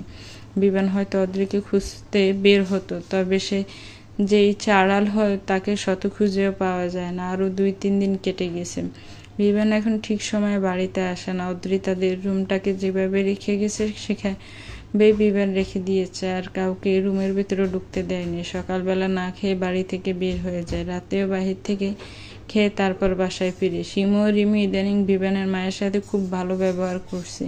শিমু চাই বিভানের সাথে অদ্রির ডিভোর্সটা হওয়ার পর বিভানকে তার মায়ের মাধ্যমে বাধ্য করে বিয়েটা করতে, কিন্তু বিভান যা এখনও ডিভোর্স পেপারে সাইন করেনি। আর এদিকে অদ্রি এই বাড়িতে কি হচ্ছে, কে কার সাথে কি কথা বলছে সব শুনতে পাচ্ছে। অদ্রি ওই বাড়ি থেকে বেরিয়ে আসার আগে রিমু ইভানের রুমে ভিতরে কয়েকটা মাইক্রোচিপ লাগিয়েছে, আর গেস্ট রুমেও কয়েকটা লাগিয়েছে। ধরতে গেলে সব রুমে মাইক্রোচিপ লাগানো। অফিস থেকে 7 দিনের ছুটি নিয়েছে সে। শাশুড়িও নিজের রুমে এবং ড্রয়িং রুমে হিডেন ক্যামেরা লাগানো আছেই, সেই সাথে গেস্ট রুমে একটা হিডেন ক্যামেরা লাগিয়েছে। অদ্রি তার নিজের বাবা মার কাছেও যায়নি। শুক্রবার সাপ্তাহিক ছুটির দিন। বিভানের কাছে দিনটা বিষাক্ত লাগছে, কারণ সারাদিন তাকে বাসায় থাকতে হবে। সকাল 9টা বাজে। বিভান এখনও নাস্তার জন্য ডাইনিংয়ে যায়নি। ইভান তার ভাইকে কয়েকবার দরজার বাহির থেকে ডেকেছে। ইভান আর বেশি জোর করে না। শেষে বিভানের মা এসে বিভানকে ডাকতে বিভান বাধ্য হয়ে দরজা খুলতে। দরজা খোলার পর বিভানের মায়ের সাথে শিমু রুমের ভিতরে প্রবেশ করে। শিমুকে নিজের রুমে দেখে বিভান বিরক্তিকর শব্দ উচ্চারণ করে। বিভানের মা বিভানকে বলে, দেখো বিভান, অদ্রি চলে গেছে। কোথায় গেছে আমরা তা জানি না। তাছাড়া অদ্রি তো স্বেচ্ছায় বাড়ি ছেড়ে চলে গেছে। আমরা কেউ তাকে বাড়ি ছাড়তেই বলিনি। এখন তো জীবনটা কি এইভাবে থেমে থাকবে? শিমু কথার মাঝে ব্যঙ্গ করে বলে, দেখো আবার কারো সাথে চলে গেছে কিনা। যা মেয়ে বাবা, বাচ্চা তো হবে না এখন, কারো বেড পার্টনার হতেই পারে সে। বিভান শিমুর গলা প্রতিটা শব্দের জন্য রাগে বিভান শিমুর গলা সজোরে থাপ্পড় দিয়ে বসে। শিমু হতবম্বের মতো গালে হাত দিয়ে দাঁড়িয়ে আছে, চোখ গুলগুল করে। বিভানের মা নিজেও অবাক হয়ে গেছে তার ছেলের এভাবে থাপ্পড় মারাতে। বিভানের মা তার ছেলেকে বলে, বিভান, তুই এটা কি করলি? তুই শিমুকে থাপ্পড় দিলি কেন? মা, তোমার সামনে যে আমার বউকে নিয়ে আজে বাজে কথা, খারাপ কথা বললো, তুমি শুনতে পাওনি? থাপ্পড়টা তো তোমার মারা দরকার ছিল, কিন্তু ভাবিও তার বোন মিলে তোমার মাথা এমনভাবে নষ্ট করেছে যে তুমি তাদের অন্যায় আর খারাপ কাজগুলো দেখছো না। কিন্তু আমার মাথাটা তো নষ্ট হয়নি, তাই আমি বিবেচনা করতে জানি কে ভুল কে ঠিক। বিভান তার মাকে কথাগুলো বলে নিজের রুম থেকে বাড়ি থেকে বেরিয়ে যায়। আর শিমু এদিকে বিভানের মায়ের সামনে ন্যাকা কান্না জুড়ে দেয়। দেখলে আন্টি, তোমার ছেলেকে এই মেয়ে কীভাবে বশ করেছে। আমাদের সত্য কথা এখন তোমার ছেলের কানে লাগে না। বিভানের মা শিমুকে সান্ত্বনা দিতে বলে, তুমি চিন্তা করো না শিমু, আমি আমার ছেলের সাথে তোমার বিয়ে দেব। একদিন না একদিন বিভান নিজের ভুলটা বুঝতে পারবে। শিমু বিভানের মায়ের কথায় শয়তানি হাসি দেয়, যা বিভানের মায়ের অগোচরে রয়ে যায়। অদ্রি টিভির স্ক্রিনের সামনে বসে উচ্চস্বরে হেসে ওঠে। আমি চলে গেছি, এটাতে তোমাদের জয় ভাবছি শিমু আর রিমু ভাবি। আমাকে এত হালকাভাবে নেওয়া উচিত হয়নি তোমাদের। আবার স্বগোক্তি করে বলে, আমি যেমন মরতে পারি তেমন মারতেও পারি। Just wait and watch, wait for my next step. Adri বিভানদের বাড়ি থেকে চলে এসেছে 1 মাস হলো। প্রথম 2 দিন অদ্রি একটা হোটেলে ছিল। এরপর অফিসের ম্যানেজারকে রিকোয়েস্ট করে একটা অফিসার্স কোয়ার্টার নিয়েছে। অদ্রি যেহেতু প্রথমে অফিসার পদে ছিল এবং পর রিসার্চের সেকশনে ঢুকেছে, তাই ম্যানেজার অদ্রিকে রিকোয়েস্টের ভিত্তিতে অফিসার্স কোয়ার্টার দিয়েছে। এদিকে শিমু যেন বিবানের পেছনে লেগেই আছে। বিবান রুমে থাকলে হুটহাট বিবানের রুমে ঢুকে পড়ে শিমু। বিবান একদিন রুম তালা দিয়ে যেতে ভুলে গিয়েছিল। তখন বাড়ি ফিরে নিজের রুমে যেয়ে দেখে ড্রেসিং টেবিল গোছানো, বিছানার চাদর পাল্টানো, তার আর অদ্রির বাঁধানো ছবিটাও নেই। এগুলো দেখে বিবান অনেক ক্ষেপে যায়। সে তার মায়ের কাছে গিয়ে জিজ্ঞাসা করেন, মা, আমার রুমে কে ঢুকেছিল? বিবানের মা তখন হাদিসের বই পড়ছিল।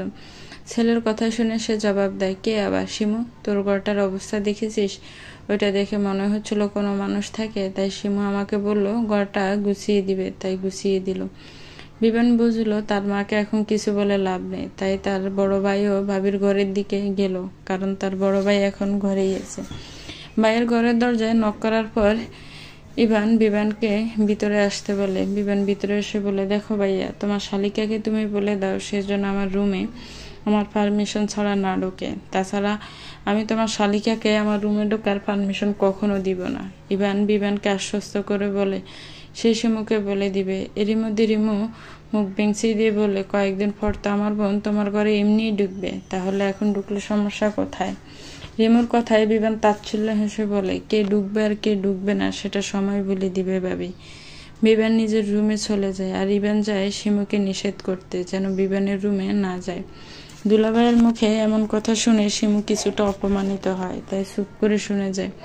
রিমু তো এখন 7 মাসের প্রেগনেন্ট, তাই ইভান রিমুকে কিছু বলছে না। পরের দিন সকালে শিমুর ফোনে একটা কল আসে। কলকৃত ব্যক্তি শিমুকে বলে, মিস শিমু, আপনি যাকে বিয়ে করার জন্য এত এত ষড়যন্ত্র করছেন, আদৌ সে কি কখনো বাবা হতে পারবে?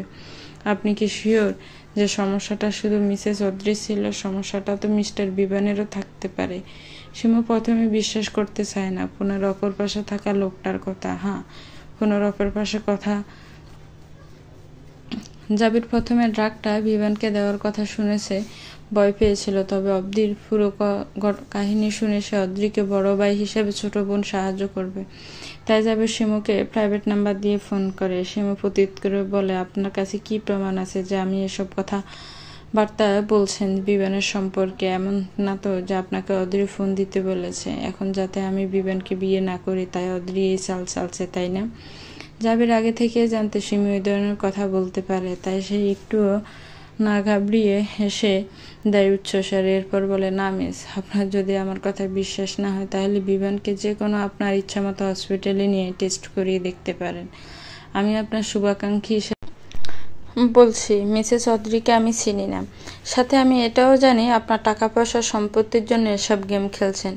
কিন্তু মনে রাখবেন, টাকা পয়সার সম্পত্তি আপনার বোনের ছেলের হবে, আপনার না।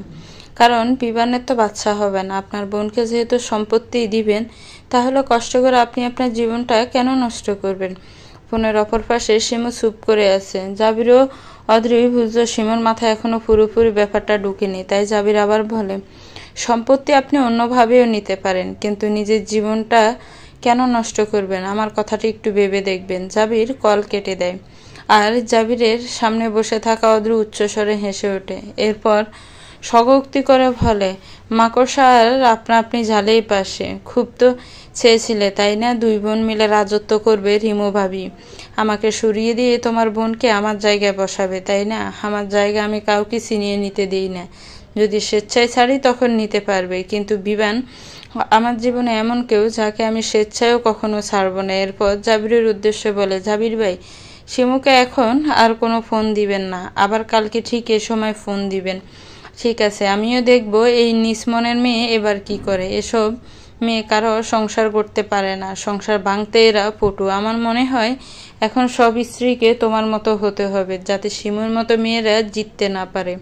অদ্রি তৃপ্তির হাসি হাসে জাবিরের কথায়। এদিকে শিমু সারাদিন এই কথা নিয়ে ভাবতে থাকে। নিজের বোনকেও এই কথা জানায়নি। 2 দিন আগে অদ্রি ডাক্তারের কাছে আবার চেক আপ করছে। ডাক্তার বলছে অদ্রি এখন পুরোপুরি সুস্থ, সে এখন যে কোনো সময় কনসিভ করতে পারবে।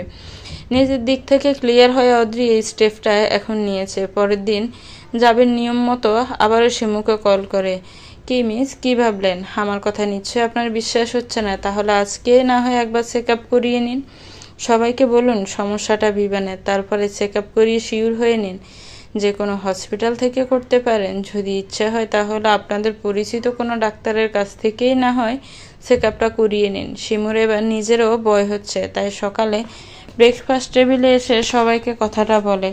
সবাই কথাটা শুনে স্তব্ধ হয়ে যায়। বিভানের মা তো রেগে গেছে তার ছেলের সম্পর্কে এরকম কথা শুনে, কিন্তু সে রেগে গেলেই বা কি হবে? শিমু নাছোড়বান্দা, সে টেস্ট করাবে। বিভানে তা আপত্তি করে না, কারণ যদি বিভানের সমস্যাটা হয় তাহলে তার মাকে বোঝানো যাবে। সবাই মিলে হসপিটালে যায় এবং ডক্টরের কনসাল্ট নিয়ে টেস্ট করায়। ইমার্জেন্সিতে আধা ঘন্টা পর রিপোর্ট দিতে বলে।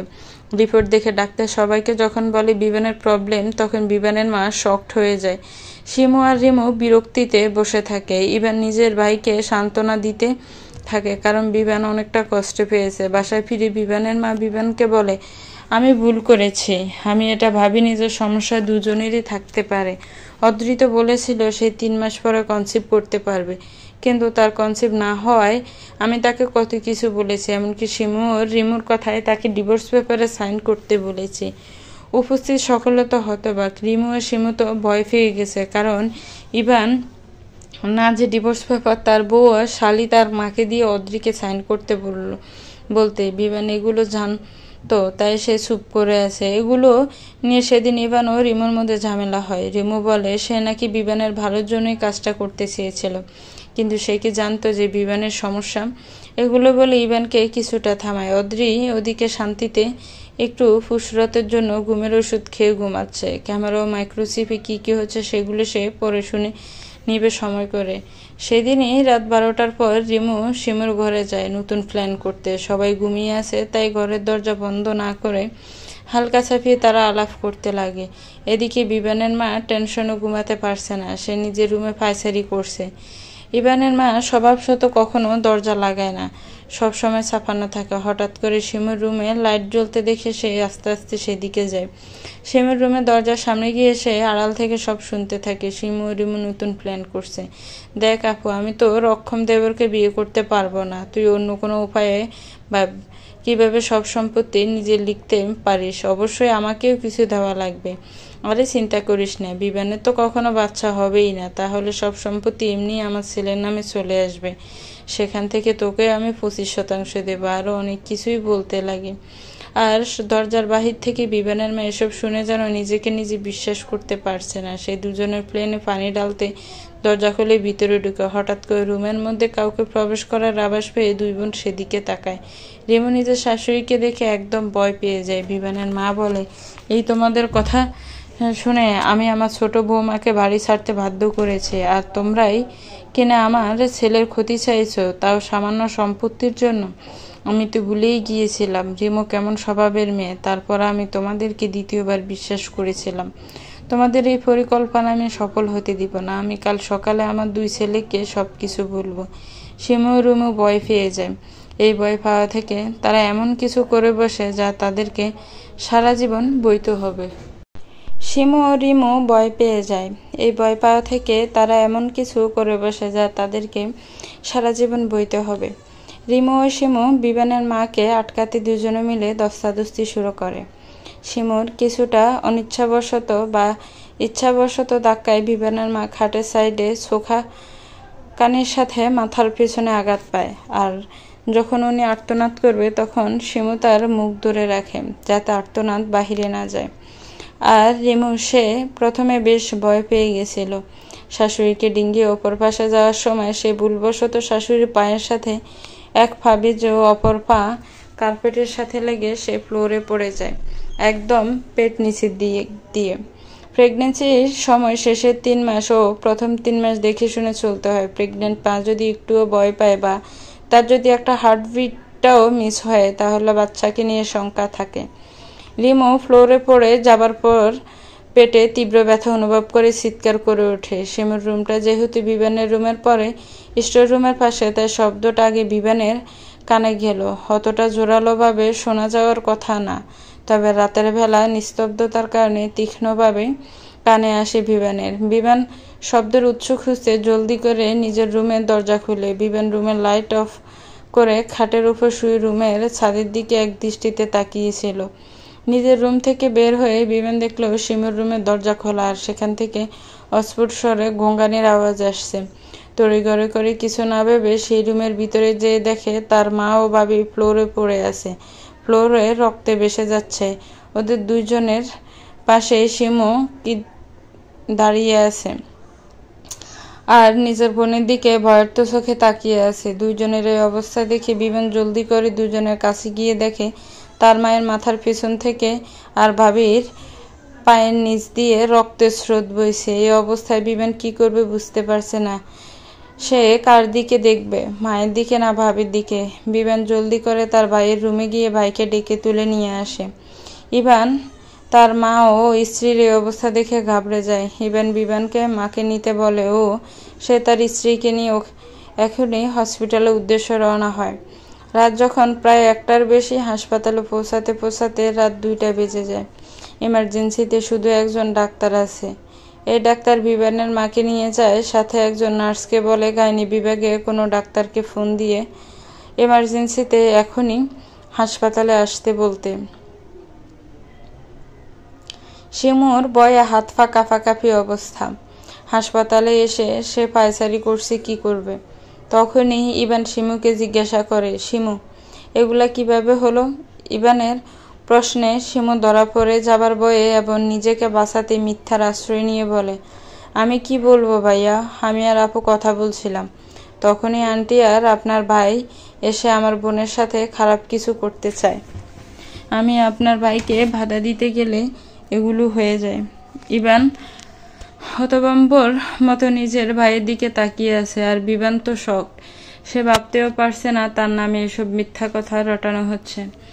শিমু এগুলো বলেছে এই ভেবে যে কোনো প্রমাণ নেই, তাই আমার আফুর কিছু হলে আমি কিন্তু তাদের ছেড়ে কথা বলবো না। দরকার হলে তাদেরকে আমি পুলিশে দেব। আপনার মাও ভাই আমার বোনের সাথে অন্যায় করবে, সেটাকে মেনে নেওয়া যায় না। ইভান সত্য মিথ্যা যাচাই করতে পারছে না। ইভানের বিশ্বাস হচ্ছে না তার ভাইও মা এরকম করতে পারে। আর তাছাড়া তার মা নিজেও তো অনেকটা আঘাতপ্রাপ্ত হয়েছে। গাইনি বিভাগের ডাক্তার ভোর 3টা নাগাদ এসে হসপিটালে পৌঁছায়। এরপর রিমুকে সার্জারি করার জন্য নিয়ে যায়। রিমুর অবস্থা অনেকটাই খারাপ। সার্জারি করতে করতে ভোর 5টা হয়ে যায়। ডাক্তার বেরিয়ে এসে বলে, মিস্টার ইভান আমরা আপনার মেয়েকে বাঁচাতে পারিনি। তারপর আপনার স্ত্রী জয়ের অনেক খারাপভাবে ক্ষতিগ্রস্ত হয়েছে, তাই আমাদেরকে এর পরের অপারেশনে আপনার স্ত্রীর জরায়ু কেটে ফেলতে হবে। জরায়ু না কাটলে এখান থেকে বিষক্রিয়া ছড়িয়ে পড়বে শরীরে। আপনাকে বন্ডে সই করতে হবে। ইভান ভেঙে পড়ে ডাক্তারের কথায়। বিমান তার ভাইকে শান্ত করার জন্য তার পাশে এসে বলে। পরক্ষণেই শিমে বলে, ভাইয়া এবার আমি পুলিশ ডাকবো। আপনার ভাইও মায়ের কারণে আজ আমার আফুর এই অবস্থা। বিমান ভাবতেও পারছে না এই সময় এই মেয়েটা এইভাবে মিথ্যা কথা বলতে পারে। ইভানের কথার তোয়াক্কা না করে শিমু পুলিশ আনবে। এদিকে বিমানের মায়ের মাথা সার্জারি মাত্র শেষ হলো। ডাক্তার বেরিয়ে এসে বলে, মিস্টার ইভান ও মিস্টার বিমান, আপনাদের মায়ের ট্রমাটিক ব্রেন ইনজুরি হয়েছে। ট্রমাটিক ব্রেন ইনজুরি অনেক ক্ষেত্রে তেমন কোনো ক্ষতির কারণ নাও হতে পারে, আবার তার মৃত্যুর কারণও হতে পারে। প্রথম দিনে হালকা পর্যায়ে বলা হয় কনকাশন। এর অর্থ হচ্ছে প্রচণ্ড আলোড়ন, আঘাত না উত্তেজনার ফলে মস্তিষ্কের ক্ষতি। এই পর্যায়ে সাধারণত আঘাত লাগার কয়েকদিনের মধ্যে মস্তিষ্ক আবার স্বাভাবিক অবস্থায় ফিরে আসে। রোগী যখন মাথায় আঘাত লাগার পর 15 মিনিট বা তার বেশি সময় অবচেতন থাকেন, তখন সেই আঘাতের মাত্রাকে দ্বিতীয় পর্যায়ের বিবেচনা করা হয়। রোগী যদি মাথায় আঘাত লাগার পর 1 ঘন্টারও বেশি সময় ধরে অবচেতন থাকেন, তাহলে তার টিবিআইয়ের মাত্রা দ্বিতীয় পর্যায়ে বিবেচনা করা হয়। আর রোগীর উপর এই ধরনের আঘাতের পরিণতি ভয়াবহ হতে পারে। বিশেষ করে তার শারীরিক এবং মানসিক উভয় ক্ষতি হতে পারে। এক্ষেত্রে রোগীর হৃদযন্ত্রের কর্মকাণ্ডে ব্যাঘাত ঘটতে পারে, তিনি পঙ্গু হয়ে যেতে পারেন, এমনকি তার ব্যক্তিত্বে ব্যাপক পরিবর্তন ঘটতে পারে। তৃতীয় পর্যায়ে ক্ষতি সাধারণত অপূরণীয় হয়। ডাক্তার এগুলো বলে থামে। 2 ভাই ফেল নয়নে তাকিয়ে আছে ডাক্তারের দিকে। ডাক্তার একটা শ্বাস নিয়ে আবার বলে, এবার নিশ্চয়ই বুঝতে পারছেন আপনার মায়ের কি অবস্থা। বাকিটা যা হয় মেনে নিতে হবে। এই বলে ডাক্তার চলে যায়। আর শিমুকে দেখে ভীত মনে হচ্ছে। ইভানের অবস্থা অনেক খারাপ। তার মা, বউ ও বাচ্চা সবাইকে সে একসাথে হারাতে বসেছে। বিভান মায়ের এই অবস্থা মানতে পারছে না। সকাল 8টায় শিমু নিজ দায়িত্বে পুলিশ নিয়ে এসে পুলিশকে নিজের মন গড়া কথা শোনায়। বিভানের কাছে যেহেতু নিজের পক্ষে কোনো প্রমাণ নেই, সে কিছু বলেও লাভ হচ্ছে না। শিমু পুলিশকে এটাও বলে বিভানের তার ভাবির উপর রাগের কারণ বিভানের স্ত্রী চলে যাবার ক্ষেত্রে ভাবির হাত আছে বলে বিভান মনে করে। এসব বলার দরুন পুলিশ বিভানকে হাসপাতাল থেকে বাহিরে যেতে দিচ্ছে না। সকালে 8:30টার দিকে অদ্রি হাসপাতালে আসে। অদ্রি হাসপাতালের ঠিকানা বিভানের থেকে জোগাড় করেছে। অদ্রি অনেক দিন পর বিভানের সাথে যোগাযোগ করে। সকালে ঘুম থেকে উঠে ক্যামেরাতে ধরা পড়া চিত্রগুলো দেখে। অদ্রি এসে পুলিশকে বলে, আপনারা কারো মুখের কথার উপর ভিত্তি করে আমার হাজবেন্ডকে আটকে রাখতে পারেন না। আপনাদের কাছে শিমু কি প্রমাণ দিয়েছে জানি না, তবে শিমুর বিপক্ষে আমার কাছে স্ট্রং প্রমাণ আছে। অদ্রির কথায় শিমু ভয় পেয়ে যায়, তবে পরক্ষণে তার মুখে ফুটে ওঠে ক্রূর হাসি। হয়তো এটা ভেবে যে অদ্রি কি আর সেখানে ছিল যে জানতে পারবে। শিমুর মুখভঙ্গি দেখে অদ্রি বাঁকা হাসে, তারপর পুলিশের হাতে রেকর্ড করা ভিডিও দেয়। পুলিশ সবটা দেখার পর শিমুকে আটক করে এবং বিভানকে সবটা দেখায়। সব দেখে ইভান শিমুকে জোরে একটা থাপ্পড় মেরে বলে, তোমার জন্য আজ আমার মায়েরই অবস্থা। আর তোমার বোন, সে তো নিজের অন্যায়ের মাসুল নিজেই করেছে, সাথে আমার সন্তানকেও। ইভান পুলিশকে ডেকে বলে, অফিসার নিয়ে যান এই মেয়েটাকে। আমার স্ত্রী সুস্থ হলে আপনি তাকেও আপনার কাস্টাডিতে নিতে পারেন। পুলিশকে অদ্রি এই এত বছরের সব ঘটনা বলে, আর প্রমাণ হিসাবে চাইলে ভিডিও দেখাতে পারে সেটাও বলে। পুলিশ কয়েকদিনের ভিডিও দেখে শিমুকে গ্রেফতার করে। পুরোটা সময় শিমু যেন অবাক হয়ে তাকিয়েছিল, তার মুখের বুলি যেন হারিয়ে গেছে। শিমুর এরূপ অবস্থায় অদ্রি তার কানের কাছে এসে বলে, কি ভাবছো শিমু? আমাকে সরিয়ে বিভানকে সম্পত্তির জন্য বিয়ে করবে? এত সহজ? তোমরা তোমাদের কাজ নির্বিঘ্নে করতে পেরেছ, শুধুমাত্র আমি চেয়েছি বলে। কথায় আছে না, অতি লোভে তাতে নষ্ট। শিমুকে নিয়ে পুলিশ চলে যায়। শিমুর পরিবারও কিছুক্ষণ আগে এখানে এসেছিল। তারা এসে তাদের মেয়ের এই অবস্থা দেখে লজ্জা পায়। অবশ্য তারা কিছুটা জানতো এই ব্যাপারে, তবে প্রমাণের কাছে তারা কিছু বলতে পারবে না। পুলিশ শিমুকে নিয়ে যাবার পরে অদ্রি বিভানের কাছে যায়। বিভান তখন তার ভাইয়ের পাশে বসে আছে। অদ্রি যখন বিভানের সামনে এসে দাঁড়ায়, তখন বিভানকে ইশারায় বলে উঠে যেতে। বিভান অদ্রিকে নিয়ে করিডোরের এক কোণে গিয়ে দাঁড়ায়। কেমন আছো বিভান? অদ্রির প্রশ্নে বিভানের ইচ্ছে করছে চিৎকার করে বলতে, ভালো নেই আমি অদ্রি, তোমাকে ছাড়া আমি একদম ভালো নেই। কিন্তু এই যে নিজের অক্ষমতা, সেটার জন্য হলেও এখন সেই অদ্রিকে ছাড়তে রাজি। কি হলো, কথার জবাব দিলে না? কি জবাব দেব? দেখতেই পারছো কেমন আছি। কোনো কিছু নিয়ে নিজেকে দোষারোপ করবে না। হতেও পারে যা আমরা দেখছি তা চোখের ভুল। বিভান মলিন চোখে তাকায় অদ্রির দিকে। অদ্রি বিভানের দিকে নমনীয় চোখে তাকিয়ে বলে, আমার সমাপ্তির পূর্ণতা তুমি হিনা আমি অন্য কাউকে আমার জীবনে জড়াইনি এবং জড়াবো না। ঠিক তেমনি তোমার জীবনেও আমি ছাড়া অন্য কাউকে জড়াতে দেব না। বিভান জড়িয়ে নেয় তার প্রিয়তা মাকে নিজের উষ্ণ আলিঙ্গনে। সমাপ্তির পূর্ণতা। অদ্রি রহমান। এতক্ষণ পার্কে অদ্রির পাশে বসেই মিসেস রেহনুমা অদ্রির লেখা বইটি পড়ছিল। অদ্রিরা আমেরিকায় যেখানে এখন থাকে সেই বাড়ির পাশেই একটা খোলা পার্ক আছে। মিসেস রেহনুমা সেও বাংলাদেশে এবং এখন অদ্রির প্রতিবেশী। অদ্রির লেখা বইটা পড়ে সে অদ্রিকে মুগ্ধতার সাথে বলে, মিসেস অদ্রি, আপনার লেখা বইটা সত্যি অসাধারণ। বইটা পড়ে আমার একবারের জন্য মনে হচ্ছিল না যে আমি কোনো গল্প পড়ছি। মনে হচ্ছিল বাস্তব কাহিনী আমি নিজের চোখের সামনে ঘটতে দেখছি। প্রতিটা চরিত্র এতটাই জীবন্ত। অদ্রি মিসেস রেহনুমার দিকে মুচকে হাসি দিয়ে দূরে তার স্বামী সন্তানের দিকে নজর দেয়। কি সুন্দর খেলছে বাপ মেয়ে মিলে। নিজের মেয়েটাকে দেখলে নিজেরই প্রতিচ্ছবি মনে হয়। বাবার মতো কিছুটা দেখতে হলে স্বভাব চরিত্র পেয়েছে পুরোটাই মায়ের মতো। মিসেস রেহনুমা আবারও অদ্রিকে বলে, মিসেস অদ্রি, কিন্তু আমার একটা প্রশ্ন থেকে যায়। অদ্রি বুঝতে পারে মিসেস রেহনুমা কি বলবে, তাই সে ভাবলেহীন ভাবে বলে, এটাই তো যে বিবেনকে ওই ড্রাগের অ্যান্টিডোট দেওয়া হয়েছিল কিনা। মিসেস রেহনুমা অবাক হয়ে মাথা হাবোদক দুলায়। এরপর কৌতূহল বশতে বলে, আপনি কিভাবে বুঝলেন আমি এটার কথাই বলবো? অদ্রি রহস্য করে হাসে, তারপর আকাশপানে নজর দেয়।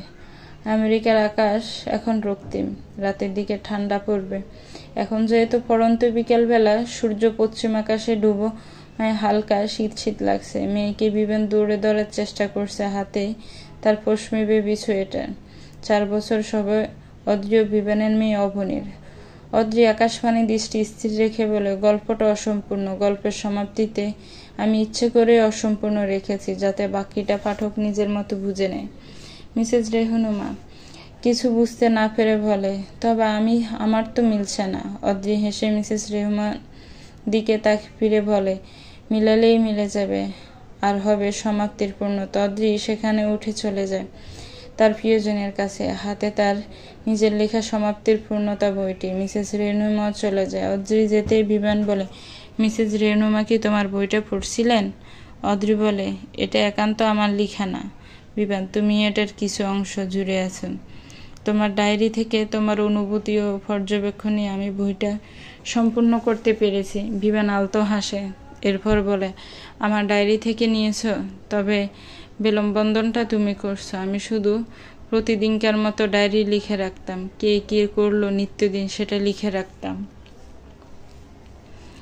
অদ্রি বিমানের বাহু জড়িয়ে তাদের মেয়ের দুষ্টামি দেখছে আর বলে, সমাপ্তির পূর্ণতা আমাদের দুজনের মেলবন্ধন, তাই তো আমাদের মেয়ের নাম পূর্ণতা অবনী। একটু পর অদ্রি মেয়ের কাছে গিয়ে বলে, অবনী, মা আমার ঠান্ডা পড়ছে, মা শীতের কাপড়টা পরে নাও বাবার কাছ থেকে। অবনী মাথা দুলায়, মানে সে পরবে না শীতের কাপড়টা। বিমান অদ্রির দিকে অসহায় ছাউনি নিয়ে বলে, তোমার মেয়ে ঠিক তোমার মতো হয়েছে, নিজে যা ঠিক করবে সেটাই করবে। অদ্রি বিমানের দিকে চেয়ে চোখে তাচ্ছিল্যতা এনে বলে, তাহলে তুমি কি চাচ্ছিলে? তোমাকে আমি ওই মেয়েটার হাতে ছেড়ে দিতাম? বিমান তাড়াহুড়ো করে বলে, সেটা আমি কখন বললাম? তবে তুমি যেভাবে সবকিছু হ্যান্ডেল করেছ, ব্যাপারটা অনেক রিস্কি ছিল। অদ্রি দীর্ঘশ্বাস ফেলে বলে, শেষ পর্যন্ত সবকিছু জানার পর তুমি যে আমায় ভুল বোঝনি, এটাই আমার কাছে অনেক। তোমাকে হারানোর ভয়ে আমি হিংস্র হতে পারি, অনেকটা তো সহ্য করলাম, এরপরে আমি ওই পদক্ষেপ নিয়েছিলাম। বিমান অদ্রিকে এক পাশ দিয়ে জড়িয়ে ধরে বলে, এটা ঠিক যে ভাবিও তার বোন মিলে মায়ের মাথায় এমনভাবে নষ্ট করেছিল যে মা তোমাকে বুঝতে পারছিল না। আমিও তো তোমার মুখ থেকে কথাটা শুনে প্রথমে আমার খুব রাগ হয়েছিল, তবে তোমার সুন্দরভাবে বোঝানোতে রাগটা কমিয়ে সব বুঝতে পেরেছিলাম। হঠাৎ অদ্রি মজার ছলে বলে, জার্মানিতে গিয়ে যখন তোমাকে ড্রাগটার অ্যান্টিডোট দিয়েছিলাম, তখন তোমাকে দেখে একজন ডাক্তার একটাই কথা বলেছিল, is she really your wife? মানে সে বিশ্বাস করতে পারছিল না আমি তোমার বউ হয়ে তোমাকে ওই ড্রাগটা দিয়েছিলাম এবং অ্যান্টিডোট দিতেও নিয়ে এসেছিলাম। ওই ডাক্তারটা এই ড্রাগটার ঘোর বিরোধী। বিমান বাঁকা চোখে তাকিয়ে আছে। অদ্রি দেখেও না দেখার মতো করে উদাসীন স্বরে বলে, জানো বিবেন, সেদিন যখন মায়ের অ্যাক্সিডেন্টের কথা শুনে আমি হাসপাতালে আসি, সেদিন আমি সত্যি ভাবতে পারিনি শিমু ও ভাবি মিলে এমনটা করবে মায়ের সাথে। আমার সেদিন মায়ের জন্য নিজেকে কিছুটা দোষী মনে হচ্ছিল। আর রিমু ভাবি সে নিজের শাস্তি এইভাবে পাবে আমি ভাবতে পারিনি। একজন মায়ের কাছ থেকে তার সন্তান চলে যাবার কষ্ট কতটা হয় সেটা একজন সন্তানবিহীন মা বুঝতে পারে।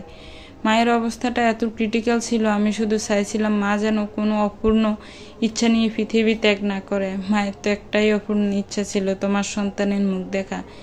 বিমান মলিনভাবে বলে, হ্যাঁ মায়ের ইচ্ছাটা পূরণ হয়েছিল, তবে মা আমার তার বড় ছেলে চিন্তায় শেষ নিঃশ্বাস ত্যাগ করেছিল। ইভান ভাইয়া তো ভাবিকে সুস্থ হবার পরেই পুলিশ কাস্টাডিতে দিয়ে আসে আর তাকে স্পেয়ার রিকোয়েস্টের মাধ্যমে সর্বনিম্ন শাস্তি 5 বছরের জেলে কমিয়ে 2.5 বছরে নামিয়ে আনে। শিমুকে সেই পুরো 5 বছর জেল খাটতে হয়েছে। হঠাৎ মেয়ের ডাকে বিমান আবার নিজের মেয়ের পিছনে তাকায়। অদ্রি সেখানে দাঁড়িয়ে ভাবতে থাকে, বিবানের মা 6 মাস প্যারালাইজড অবস্থায় ছিল। হাসপাতাল থেকে মা ও রিমু বাবিকে রিলিজ দেওয়ার পরে অদ্রি ও বিবান জার্মানির উদ্দেশ্যে যাওয়া বন্দোবস্ত করতে থাকে। ডাক্তার বিবানের শরীরে প্রবেশ করানো হয়েছে তখন 9 মাস। এই ডাক্তার মেয়াদ 2 বছর। এই বছরের মধ্যে অ্যান্টিডোট দিলে ব্যক্তি মেয়াদ শেষ হলে আবারও আগের মতো সুস্থ হয়ে যাবে। হাতে যেহেতু আরও 11 মাস সময় ছিল, তাই সমস্যা হয়নি। রিমু বাবিকে পুলিশ কাস্টাডিতে রেখে আসার পর ইবান ও রিহাব একা হয়ে পড়ে, তাই বিবান ও অদ্রি মিলে ইবানকে রাজি করায়। তারা 2 ভাবছিল যেন ওদের 3 জনের সাথে আমেরিকা যায়। বিবানকে নিয়ে জার্মানি থেকে ফেরার পর তারা আমেরিকায় যাবে। আমেরিকায় গিয়ে মায়ের পরবর্তী চিকিৎসা হবে। এরপর জার্মানি থেকে ফিরে তারা আমেরিকায় যায়। আমেরিকায় যাওয়ার 1 বছরের মাথায় অদ্রি কনসিভ করে। বিবানের মা অনেকটা সুস্থ হয়ে গেছে ততদিনও। ছোট ছেলের জন্য বিবানের মা অনেক খুশি থাকলেও চোখের সামনে সারাক্ষণ বড় ছেলেকে ওভাবে দেখতে ভালো লাগতো না। ইবানের ছেলে রিহাব মায়ের জন্য কান্না করত মাঝে মাঝে, তবে অদ্রির মাতৃ সমতুল্য স্নেহ রিহাব নিজের মাকে অতটা মনে করত না। 6 বছরের বাচ্চাকে বুঝাতে একটু ব্যক্ত পেতে হয়েছিল। যথারীতি 9 মাস পর অদ্রির কোল আলো করে অবনী আসে।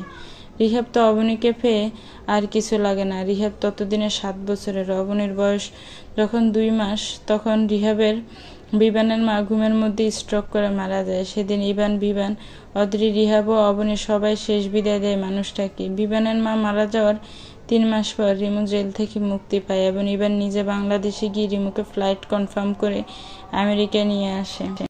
রিমু নিজের অন্যায়, নিজের বাচ্চা হারানো ও নিজে অসম্পূর্ণ হবার পর বুঝতে পেরেছিল। রিমু এসে অদ্রির কাছে মাপ চায় এবং ধন্যবাদ জানায় তার অবর্তমানে তার ছেলেকে মায়ের স্নেহ আগলে রাখার জন্য। অদ্রিও সেদিন মাফ করে দেয় রিমুকে, কারণ অনেক তো হলো শাস্তি। মায়ের আদো আদো ডাকে হুঁশ ফিরে অদ্রির। মা আজকে রিহাব ভাইয়া এলো না কেন? অদ্রি মিষ্টি করে বলে, রিহাব ভাইয়ার তো কালকে পরীক্ষা মা। অবনের মুড খারাপ হয়ে যায়। বিবান অদ্রিকে বলে, তোমার মেয়ে এ পর্যন্ত রিহাব ভাইয়া এলো না কেন? এই কথাটা কতবার যে বলেছে তার হিসাব নেই। অদ্রি অবনীকে খুশি করার জন্য বলে, বাসায় গিয়ে ভাইয়াকে আচ্ছা মতো বকে দিব, ঠিক আছে? অবনী খুশিতে খিলখিল করে হেসে ওঠে। মেয়ের এই স্নিগ্ধ হাসিতে প্রশান্তি বয় অদ্রি ও বিবান হৃদয় জুড়ে। একেই বলে পরিপূর্ণ সমাপ্তির পূর্ণতা। গল্পটা কেমন লেগেছে একটি কমেন্টস করে জানাবেন।